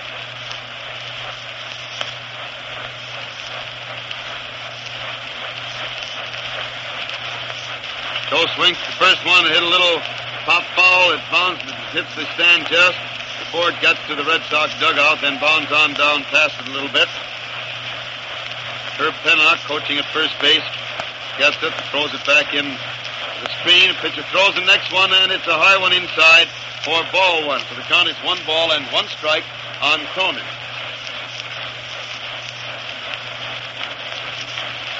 One and one, he hits the next one, about right back at Lyons, who throws it back to Hayes, and the runner came into second base standing up so that Hayes couldn't throw to first, and now Hayes is insisting there was interference there because Kroner came in and not only was standing up, but he came in with his arms outstretched and bumped right into Jackie.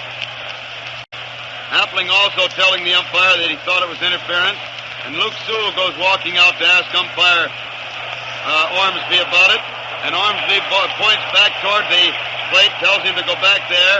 And now Jimmy Dykes is running out on the field from the Sox bench to query the umpire about that.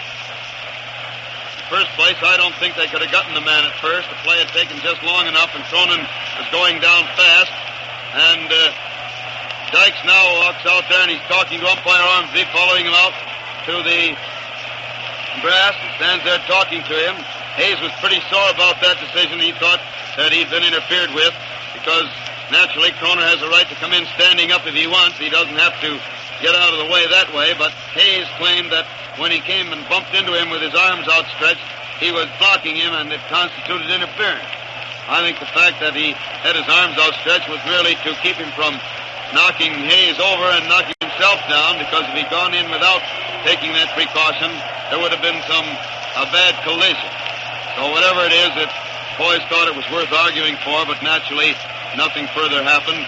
And as I said before, I don't think the runner would have been out at first anyway, because Cronin was going down fast, and on the play, the infielders had to go for certain positions on what they were playing for the hitter, and Lyons had to hold the ball before he could throw to second long enough to make the play possible. Now, on the very first pitch on the next ball, Lady fans are doing a bit of booing as umpire Ormsby walks over toward the third base territory. He's been out at second base before, naturally, with the play out there. But Emmett was entirely within his rights there, and there was to my mind, no visible interference. And I think to everybody else's, but naturally everybody likes to holler a little. Now, on the first pitch to Werber, they put on a hit-and-run play. Werber bounced right back weakly into the infield. Lyons threw him out at first base for the out. Cronin going to second. And here, Berg at bat hits the first ball pitched out to left center for a base hit. Krivich gets the ball and throws it in right to the pitcher's mound, not toward the plate, so Lyons cuts it off, and another run scores.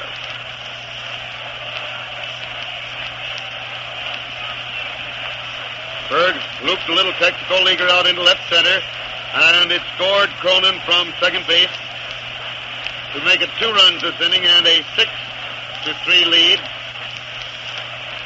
for the Red Sox.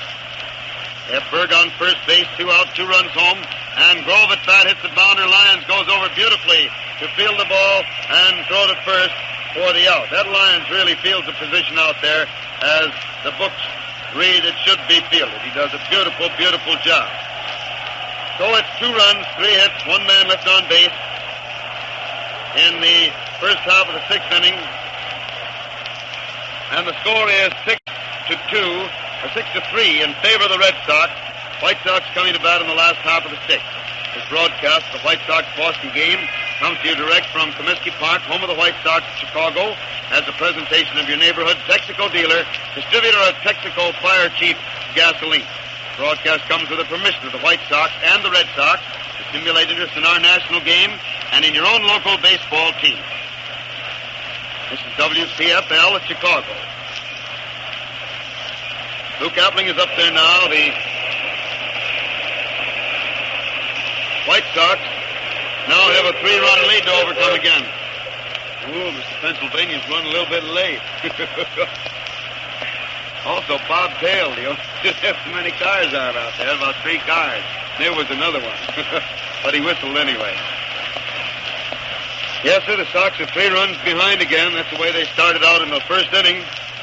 They pulled up to within 1 run that inning, and then went 2 runs behind, and again pulled up within 1 run. Now, the Red Sox are 3 runs in front, leading 6-3.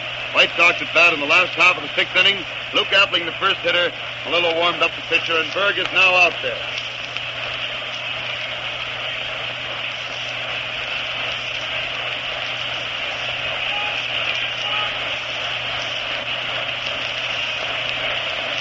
Grove gets his sign, starts his wind-up pitch, first one to Appling. Throws. Luke swings to foul the ball on the ground to the left of the plate and over to the stands for strike 1. 1 strike to count.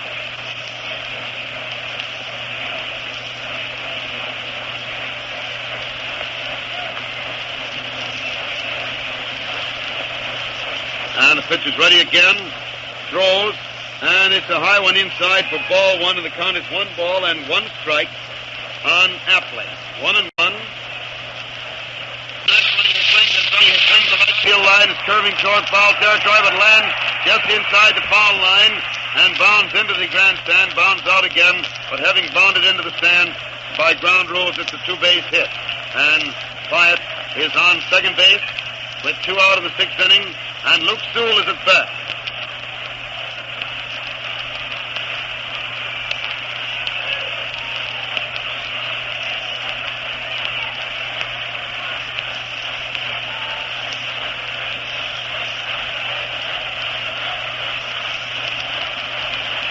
Luke started for the first one and then tried to get away from it, and the ball hit the bat and bounced back, hit the umpire's mask, and then bounded away over the right almost to the dugout. The umpire takes off the mask and shakes his head. He has it back on again, and they're ready to go once more. Sewell at bat. Pyatt on second base, 2 out in the 6th inning. Score 6-3 in favor of the Red Sox. And the hitter hits the next one. Bounded off to Cronin, who grabs it, fumbles it momentarily, but recovers it and throws it to first, just barely nailing Sewell for the 3rd out. And it's no runs, 1 hit, 1 man left on base. In the last half of the 6th inning, the score remaining 6-3 in favor of the Boston Red Sox at the end of the 6th inning. Now once again, for scores up to the minute and complete batteries from other cities, we return to the studio. In the National League in New York, the Chicago Cubs won their game from the Giants today by a score of 3-1. They scored 3 runs, 6 hits, and 1 error to the Giants' 1 run, 4 hits, and 1 error. French and Hartnett, the Cub battery all the way. Lombard and Mancuso starting for the Giants, with Castleman pitching in the 8th. In Brooklyn, the St. Louis Cardinals and the Dodgers at the end of the 7th inning are tied 6-all. Dizzy Dean and Ogrodowski working for the Cards. The Browns starting Brandt and Berries with Phelps catching in the 3rd. Winston pitching in the 4th and Baker on the mound in the 5th. In Boston, the Pittsburgh Pirates are leading the Bees at the end of the first half of the 9th inning by a score of 10-4. Weaver and Patton started for the Pirates with Hoyt pitching in the 7th. The Bees starting Chaplin and Lopez with Reese on the mound in the 5th. The first game of the doubleheader in Philadelphia was taken by the Cincinnati Reds from the Phils 12-2. Davis and Lombardi, the Red battery in the first game. The Phillies using Walter and Atwood with Harris in the 6th and Sivitz in the 7th. In the second game at the end of the first half of the 5th inning, the Phillies lead the Reds 4-2. Brennan and Campbell started for the Reds with Schott in the 5th, Jorgens and Wilson working for the Phillies. In the American League, in Detroit, the Tigers lead the Washington Senators at the end of the first half of the 5th inning, 3-1. Newsom and Millie's the Senator battery, the Tigers using Bridges and Hayward. In Cleveland, the New York Yankees lead the Indians at the end of the 4th inning, 3-2. Hadley and Dickey, the Yankee battery, the Indians starting Harder and Pitlack, putting Gale House on the mound in the 5th. In St. Louis, the Browns lead the Philadelphia Athletics at the end of the first inning, 2-0. Kelly and Hayes, the Athletic battery, the Browns using Knott and Giuliani. And now back to Comiskey Park and Hal Totten. Take it, Hal. Back at the ballpark for the 7th inning, Dusty Cook at bat for the Red Sox has taken the first 2 pitches for ball. And there comes ball 3, a high one wide. So it's 3 balls and no strikes on Cook. 3-0 the count. Still winding up. Throws, and it's the ball 4 wide across the chest. Cook gets the base on ball. Puts him on first base. Nobody out in the 7th inning for the Red Sox. And Kramer is at bat. Roger Kramer up there at the plate.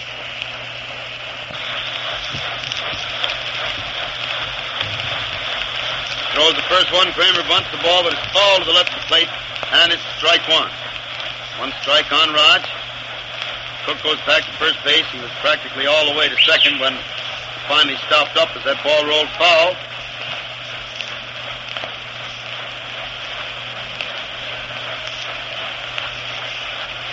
Now Lyons is ready, throws again, and Kramer bunts this one, or tries to, but it tips the bat and goes foul clear back to the stand, and it's still 2 strikes on Kramer.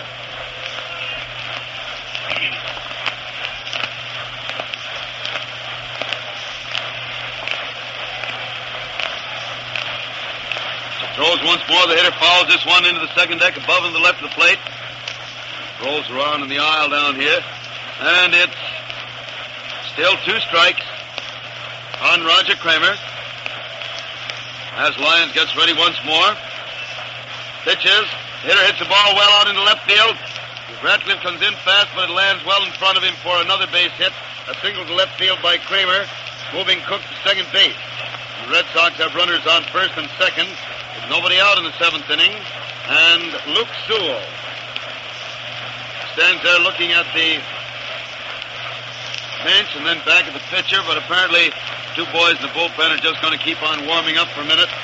The Lions really hasn't shown any serious signs of weakening. Heine Manush is at bat. Reaches out and bunts the first one foul toward first base for strike one. One strike on Manush.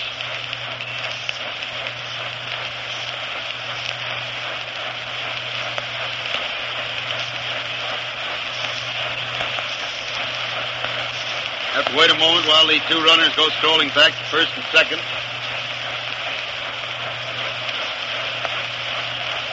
And they finally get there.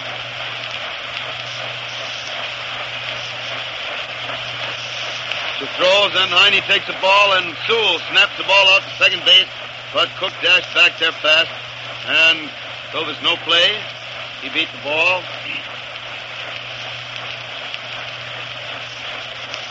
One ball and one strike on Manush.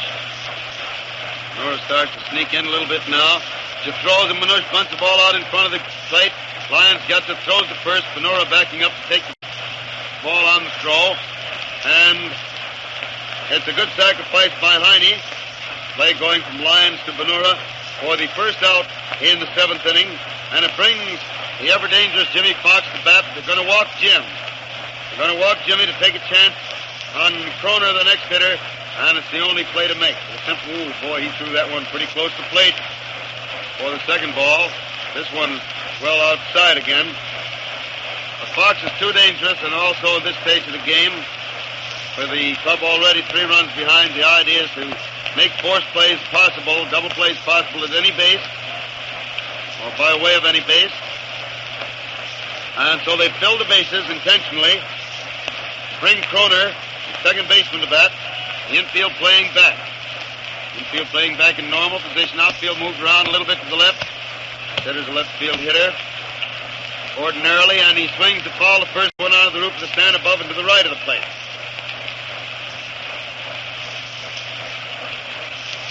One strike on Kroner. And the pitcher throws again for a ball wide across the knees. It's 1 ball and 1 strike on Kroner. 1-1 the count.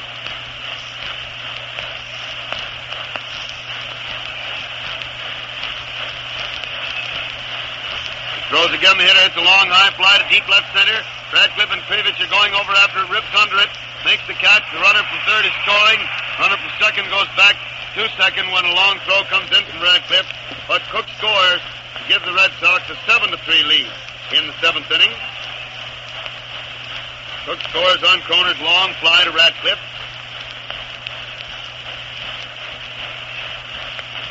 Or 2 out, 1 run home, and runners on first and second for the Red Sox. Still watching second base, throws, and it's a strike on Cronin over the outside corner about knee high. 1 strike on Joe. Throws again, and Cronin falls the ball into the stand to the right of the plate, and it's 2 strikes on Cronin. 2 strikes to count.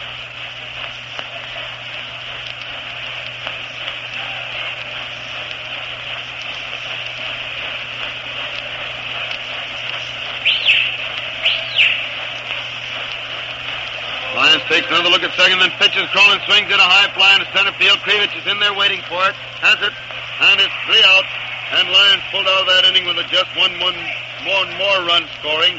Although the way the inning started, it looked as though more damage than that was going to happen. So it's 1 run, 1 hit, 2 men left on base. In the first half of the 7th inning, the crowd is up for the 7th inning stretch. As the White Sox come into bat in the last half of the 7th, Ted Lyons, the first hitter, to score 7-3 in favor of the Red Sox. Joe Morrissey is going to bat for Ted Lyons to start the last half of the 7th inning. The broadcast of the White Sox-Boston game comes to you direct from Comiskey Park, home of the White Sox in Chicago, as a presentation of your neighborhood Texaco dealer, distributor of Texaco Fire Chief gasoline. The broadcast comes with the permission of the White Sox and the Red Sox stimulate interest in our national game and in your own local baseball team. This is WCFL at Chicago. Morrissey, a rangy right-handed hitter, stands there at the plate waiting as the second baseman has a little confab with Grove and then trots back to his position.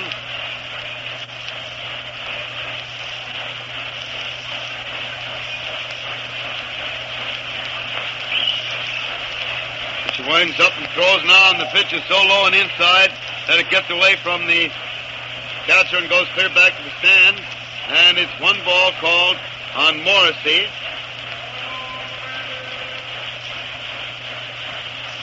Put it all over, George. Gonna have to butter it all over popcorn? No, not today. One ball called. Grove throws again, and Morrissey gets a good strike. It's over the inside corner, about waist high, and it makes it 1 ball and 1 strike on Morrissey. 1-1.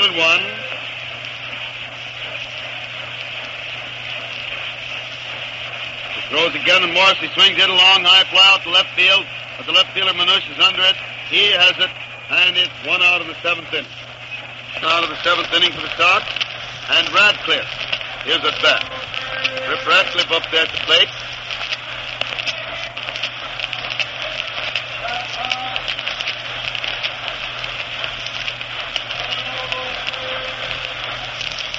He throws, and Rip takes a strike over the heart of the plate, waist high. 1 strike on Radcliffe.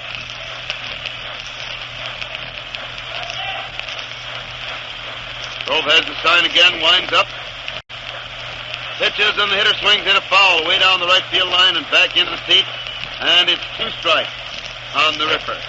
Rip hasn't had a base hit so far today, been up 3 times. Batting average is going to take a beat this afternoon against this fellow, looks like. 2 strikes on Rip. Grove again winds up, pitches, and it's a high one wide for ball 1, making it 1 ball and 2 strikes on Radcliffe. 1-2. Remember the doubleheader here Sunday with the Red Sox. There's the next one wide and low for ball 2. So it's 2 balls and 2 strikes on Radcliffe. 2-2.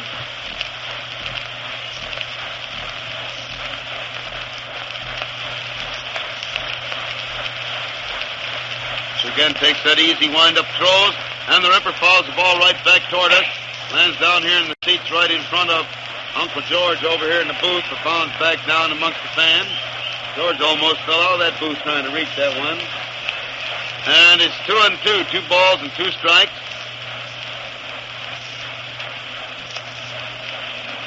Pitcher again winds up, throws, and it's ball 3. Inside and low, and the count is 3 balls and 2 strikes on Radcliffe.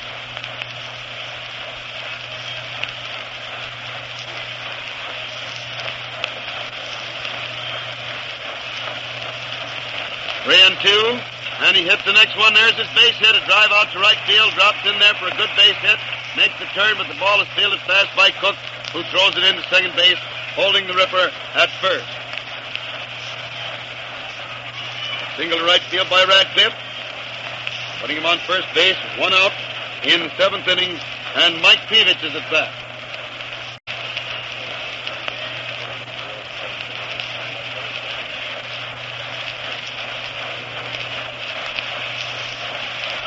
The hitter swings the first one. It's a little bounder out to Fox, who gets it, throws the second, forcing Radcliffe, sliding in there, but there's no chance to make a play at first.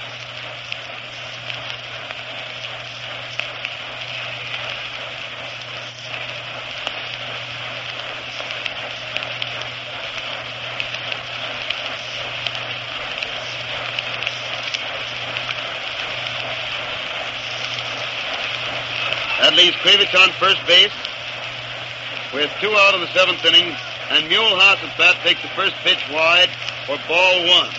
1 ball called.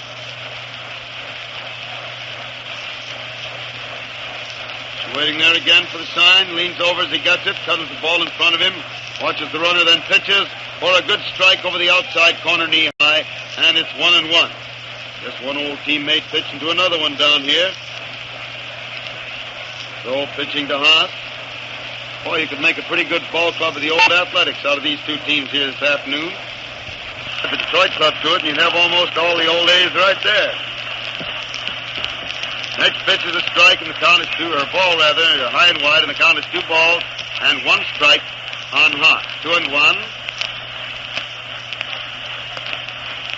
Wolf throws again, and Hart swings, hits the ball out toward left field. Cronin makes a great play. Oh, a beautiful play by Cronin, who made a great backhanded stop of the ball, whirled and threw to second in time to get Krivich for the 3rd out. It's one of the best plays I've ever seen Cronin make, and he's made some beauties. But that one was everything a play should be to be absolutely sensational. Looked as though that ball was going to go through into left field.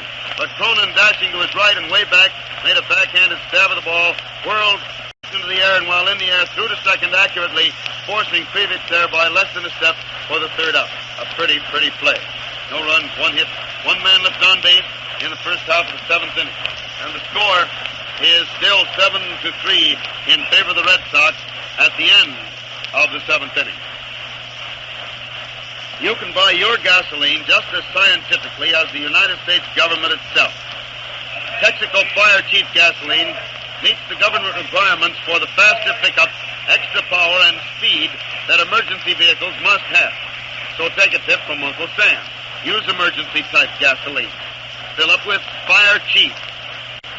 The applause while I was saying that was caused by the fact that the announcement of the new pitcher revealed that Bill Shores is making his first appearance as a member of the White Sox. He's a pitcher that joined the team a couple of days ago after Red Evans was sent out to Kansas City and Shores brought in.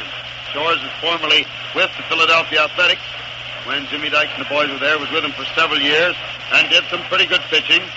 He hasn't had any sensational record at Kansas City this year, but is a smart pitcher who knows what it's all about, and Jimmy felt that a man of his type for relief work would be a little more valuable than a man with the inexperience of Evans, when Evans could be out there pitching regularly and getting back in the form that made him such a sensation in a league of lower classification last year, although I wouldn't say it's lower classification, but plays mighty fast ball, the Texas League.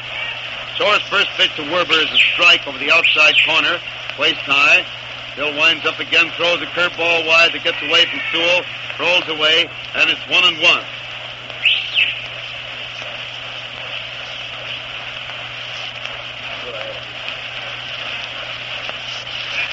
One and one the count, but he winds up again, throws, and the hitter swings to foul the ball into the stands to the right of the plate, and it's 1-2. 1 ball and 2 strikes on Werber.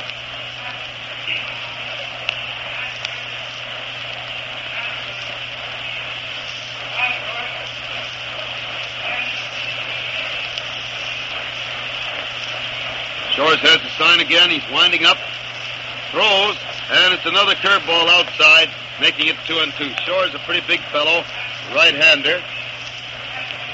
Has one of those windmill windups with a semi-pivot as he winds up. Starts it with a swinging windup before he gets his arms twisting over his head.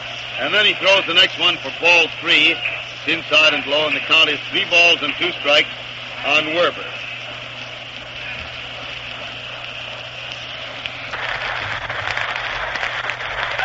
And he swings the next hit, a line drive to left field, but Radcliffe comes in nicely to get the ball for the first out in the 8th inning. Rip came in fast and was waiting for it, catching it down about even with his knees. And it's 1 out in the 8th inning for the Red Sox, with Moberg, the Boston catcher, already has a single and a triple this afternoon and has driven in 2 runs. Moberg at bat. Shores winds up, throws, and Mo gets another hit. Drive out into left center, and Radcliffe tries to get it, but it goes on through to the scoreboard, where Krivich gets a hold of it, throws it back in, and Berg pulls up at second base. So he has a single, a double, and a triple so far this afternoon. Now, if he should hit one out of the park, he'd have the old familiar hitting the cycle, the old term they use when the hitter goes all the way around, gets a double, single, double, triple, and home run in one day. The ball players call that hitting the cycle.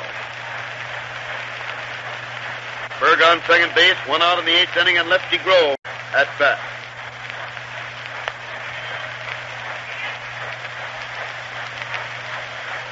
Shores throws and Lefty swings and misses a fast one inside for strike 1. 1 strike on Grove.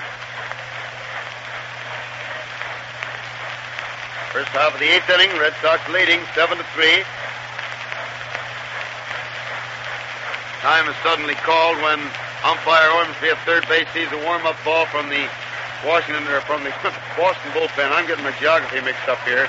Roll out into right field. Call time, Wallace retrieved, but now they're ready to go again. And there's a strike over the outside corner, waist high. Grove let it go by. So it's 2 strikes on Grove.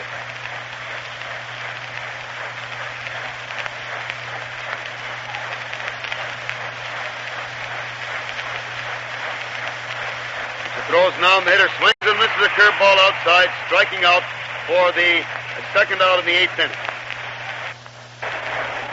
So it's 2 out of the 8th inning for the Red Sox.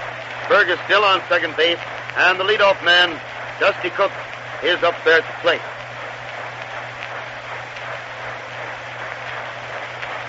Throws the first one, and Dusty takes a strike over the heart of the plate, waist high. I might add that this fellow had the same kind of an operation that Walker, Dixie Walker of the White Sox, just had on his shoulder, and it worked very successfully.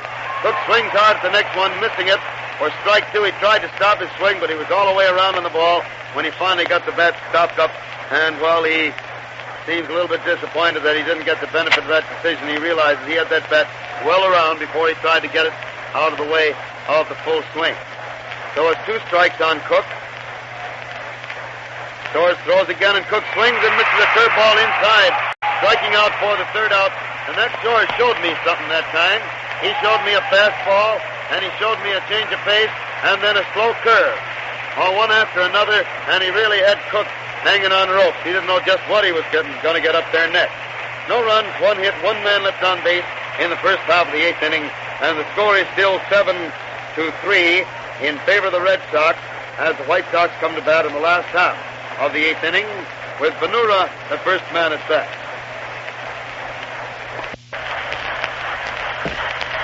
I want to hark back to one decision that happened while our good friend Frank Payne was broadcasting a little earlier.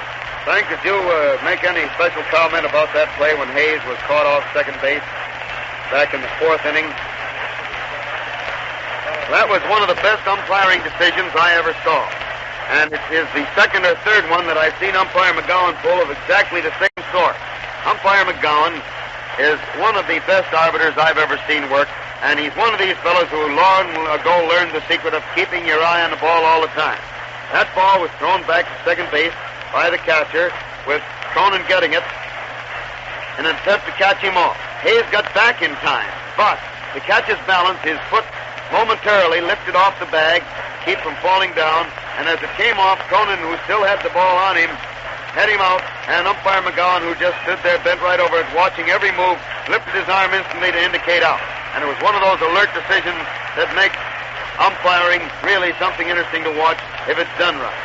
And umpire McGowan deserves all kinds of commendations for following that ball, keeping his eye on it, and not missing a play that would have been pretty bad to miss, but he was watching it, and he had it all the way.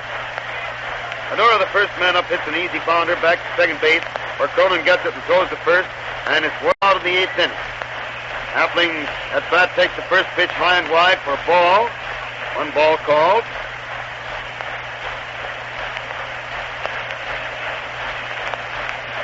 And the pitcher again starts to wind up, throws. Luke swings, they hit a ball down to Werber, who gets it, throws to first, and Appling is out for the second out of the 8th inning. Makes it 2 out in the 8th inning for the White Sox, and Jackie Hayes, White Sox second baseman, is at bat.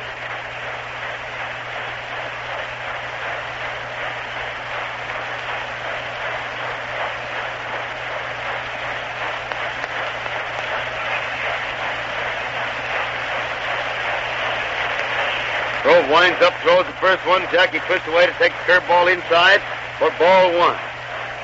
1 ball called.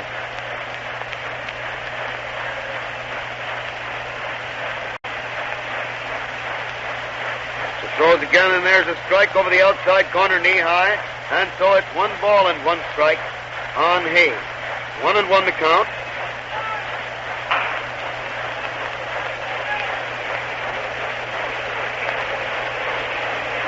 There's another one. It's wide and low for ball 2. So it's 2-1 on Hayes. 2 balls and 1 strike.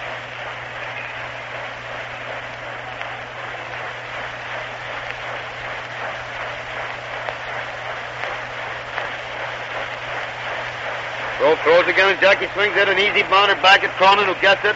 Throws the first, and Hayes is out for the third out, making it no runs and no hits in the 8th inning for the White Sox. And the score is still 7-3 in favor of Boston at the end of the 8th inning. Grove has pitched great ball since the first inning. He gave up 3 hits there and 2 runs. The other run scored on him in the 4th was due directly to a pair of errors and indirectly to 2 bases on balls which he issued. So that's the way that turned out. Mexico scorebook to you. Scorebook containing regular official blank, complete scoring box for some 15 years or so, with illustrations and full explanations, pictures of the White Sox and Cubs, their rosters and schedules, and you can get this book just as simply as anything can be gotten just about. I don't know of a much simpler way. Stop in at any Texaco service station, ask for a request card, fill it in, put a 1-cent stamp on it and mail it. It's already addressed, and you'll get your book. The only information asked is your name and address. If there's been any delay in anybody getting the books, as I said before, let me know and we'll see that those books are delivered in a great big hurry. Naturally, with the volume of books going out, a few of them may be delayed, but not very many. Kramer at that takes Shore's first pitch for a strike over the outside corner waist high. Bill throws again and the hitter follows the ball into the stand to the left of the plate, and it's 2 strikes on Kramer, another former teammate of his. 2 former Philadelphia men are pitching right now.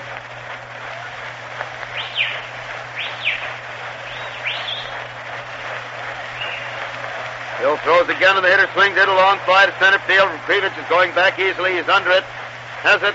And it's 1 out in the 9th inning for the Red Sox. 1 out in the 9th inning.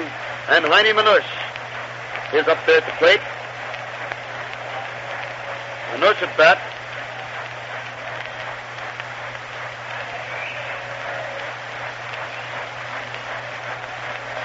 Getting his sign, starts to wind up. Throws and Heine, that ball sailed right up toward his shoulder, and he twisted away from it fast to take it high and inside for ball 1. 1 ball called.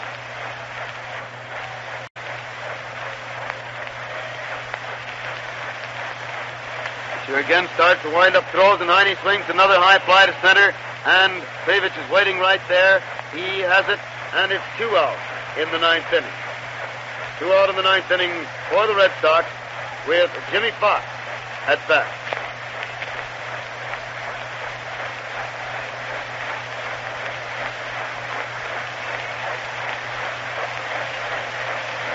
Fox up there at the plate, but he starts to wind up. Throws, and Jimmy started a swing stop, but the ball is over the plate for a strike. Over the inside corner, waist high, on another one of those slow, tantalizing curves. Fox started after it stopped, but it was too late. Now he swings hard on another slow one and misses it for strike 2. Shores didn't mix it that time. He threw another one just like the last. Fox went around too fast. So it's 2 strikes on Jim. Shores throws again a curveball wide and low for ball 1. And it's 1 ball and 2 strikes on Jimmy Fox.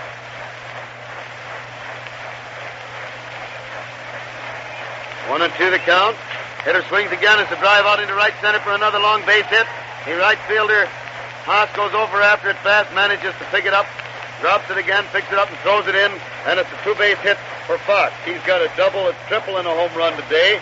So far didn't come up with any single to complete his cycle.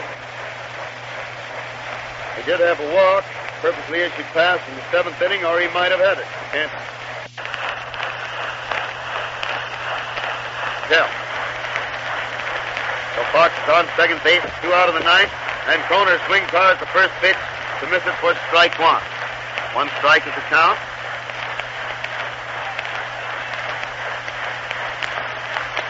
Throws again, and Kroner swings it, a pop fly coming down back of the plate. Sewell is jogging back after it, has it, and it's 3 out, ending that inning with no runs, 1 hit, 1 man left on base in the 9th inning. And the score is still 7-3 in favor of the Red Sox as the White Sox come to bat in the last half of the ninth inning with Tony Pyatt, the first White Sox hitter. Remember, as I said before, the Red Sox and White Sox play a single game here tomorrow, but a doubleheader on Sunday. Imagine most of you have your tickets, those of you who got reserved seat tickets, but remember, 40,000 tickets are placed on sale, not reserved on the day of the game, and I imagine plenty of you people are going to be out here because that's going to be really a battle for third place. The White Sox do not manage to win this ball game. They've got a tough road to hoe, and do win tomorrow, or they'll be back having a chance to clinch third place for a day or so, maybe longer, in that Sunday doubleheader. So you better all make it a point to be here. Also, it's getaway day for the Sox, who start to swing around the western end of the circuit next week. Be gone for a week before coming back again. Grove winds up now, throws, and it's inside and low for ball one. Hayes, or rather, Pyatt's bat jumped out of the way of that one, and it's one strike on Tony. Grove again starts to wind up pitches, and Tony gets strike two. That's over the... Wait a minute. I'm trying to add up hits here, and I'm getting my counts all wrong. Boys, give me help. It's strike one, and the other one was ball one. So it's 1-1 now. And here's Grove's next pitch for a foul onto the roof of the stand above and to the right of the plate. It's 1-2. 1 ball and 2 strikes on Tony Pyatt.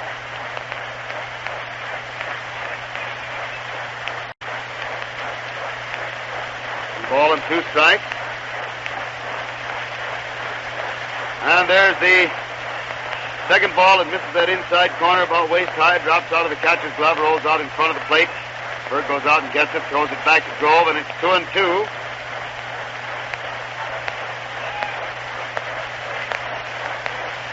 It's winding up once more. Throws, and Tony takes ball 3, very high and very wide, and it's 3 balls and 2 strikes on Pyatt. Then to the count.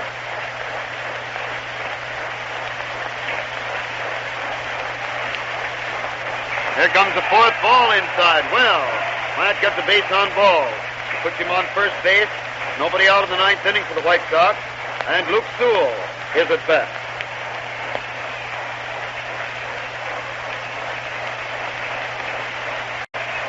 Luke Sewell up there. Grove looks at first base, throws, and Luke takes a strike over the heart of the plate, waist high. So Jimmy Dykes is going to be up here to keep it in that old ex-athletic family.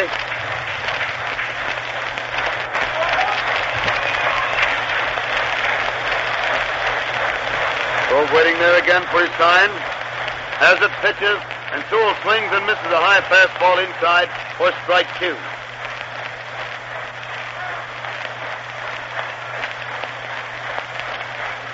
Two strikes on Luke Sewell. Pyatt on first base. Nobody out in the 9th inning, and Sewell swings the next hit, a slow bounder down to the third baseman. Werber gets it, throws to first, and Sewell was out by a step for the first out of the 9th. Werber made a corking good throw across there on that slow bounder. And now the lady fans here on Ladies' Day are giving Dykes a great hand as he walks up there even before he's announced. They have him spotted.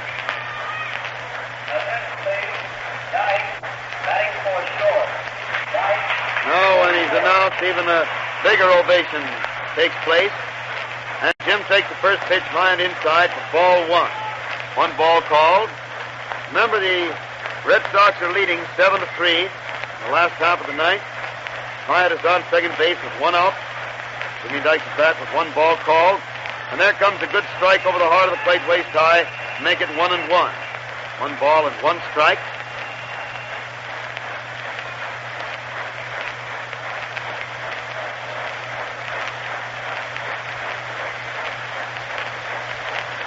Throws again, and it curves inside by the knees for ball 2, making it 2 balls and 1 strike on Jimmy Dykes. 2-1. 2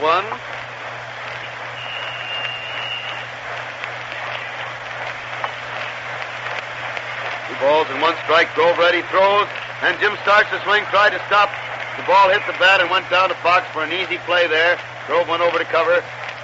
Dykes gets down there and makes some remark to Fox and starts kidding some of the other boys over there on the Boston bench. Telling them how lucky they were to get him out that way because he tried to dodge that ball and went out the same as, who was it, went out for, was Werber, went out for Boston the same way in the fourth inning. He tried to duck a ball and resulted in the line drive to Nura. And now Radcliffe at bat takes a high one wide for ball one. Bryant, of course, went to third base on that infield out, that last one. Grove winds up again, pitches for ball two. It's inside and low, and the count is 2-0. 2 balls and no strikes on Radcliffe.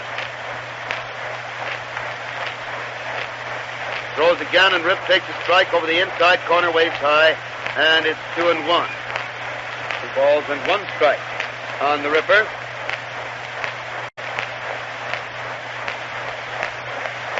Grove winding up, throws, and Radcliffe swings, hit a slow bounder toward right field. Toner gets it, throws to first, and it's 3 out, and the ball game is over with Boston winning by a score of 7-3. No runs, no hits, 1 man left on base. The last half of the 9th inning. The totals: the Red Sox had 7 runs, 13 hits, 2 errors, and they had 7 men left on the bases.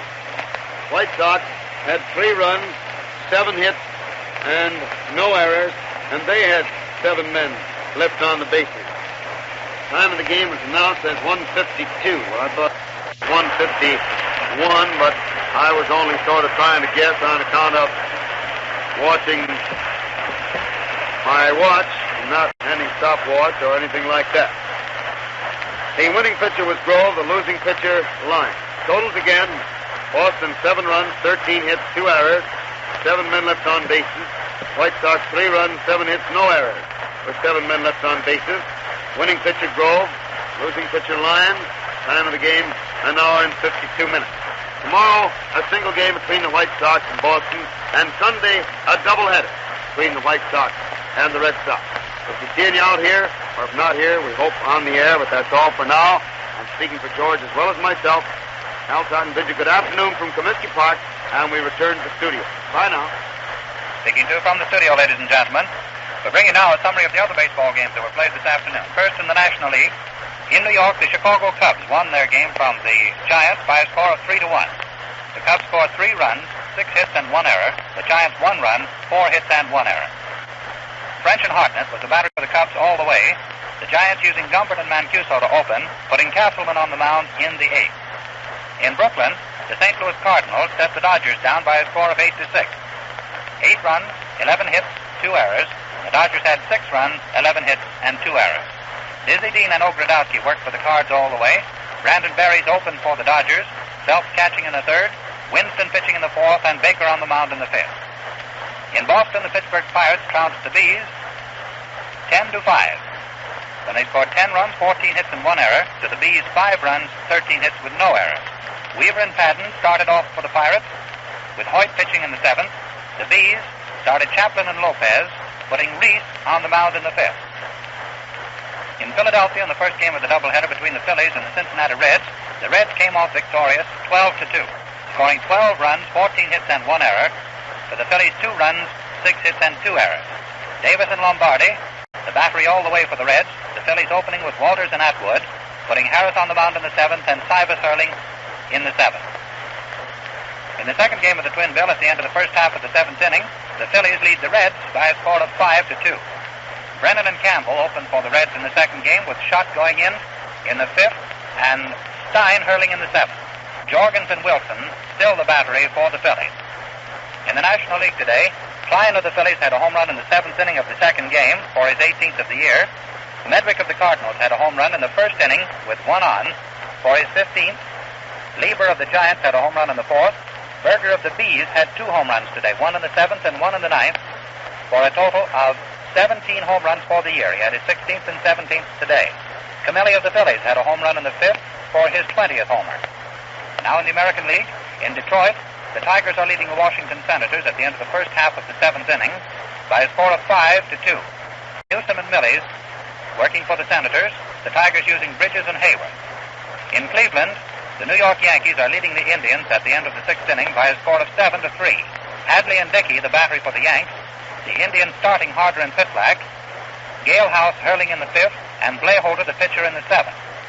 In St. Louis, the Browns lead the Philadelphia Athletics at the end of the first half of the fourth inning, 4-1. Kelly and Hayes, the pitcher and catcher for the Athletics. The Browns using Knott on the mound and Giuliani behind the bat. In the American League today, Fox of the Red Sox had a home run in the first inning of with 2 men on base for his 30th of the year. Roth of the Yankees, fifth. Gehrig of the Yankees, the league leader, literally hummed a run in the sixth inning. For every mile you drive in the family car, buses travel hundreds of miles. The nation's highways, the city streets, literally hum day and night with motor bus travel. Leading bus companies use Texaco products because they have learned by actual test that they're more economical to use. In fact, each year for the past 6 years, users of Texaco products have won highest bus transportation awards for maintenance and operating efficiency. This fact is important to you because bus companies are large consumers of gasoline and motor oil. They have to show operating profits. It will certainly pay you to follow the lead of large buyers of gasoline, such as America's leading bus companies, who know how to get greater motoring values at least cost per mile. Make all your purchases at the Texaco Fire Chief pump. The Texaco Fire Chief gasoline sold there is the same type gasoline demanded by the United States government for special use in fire engines, ambulances, and police cars. It costs no more than ordinary gasoline. So next time, try Fire Chief.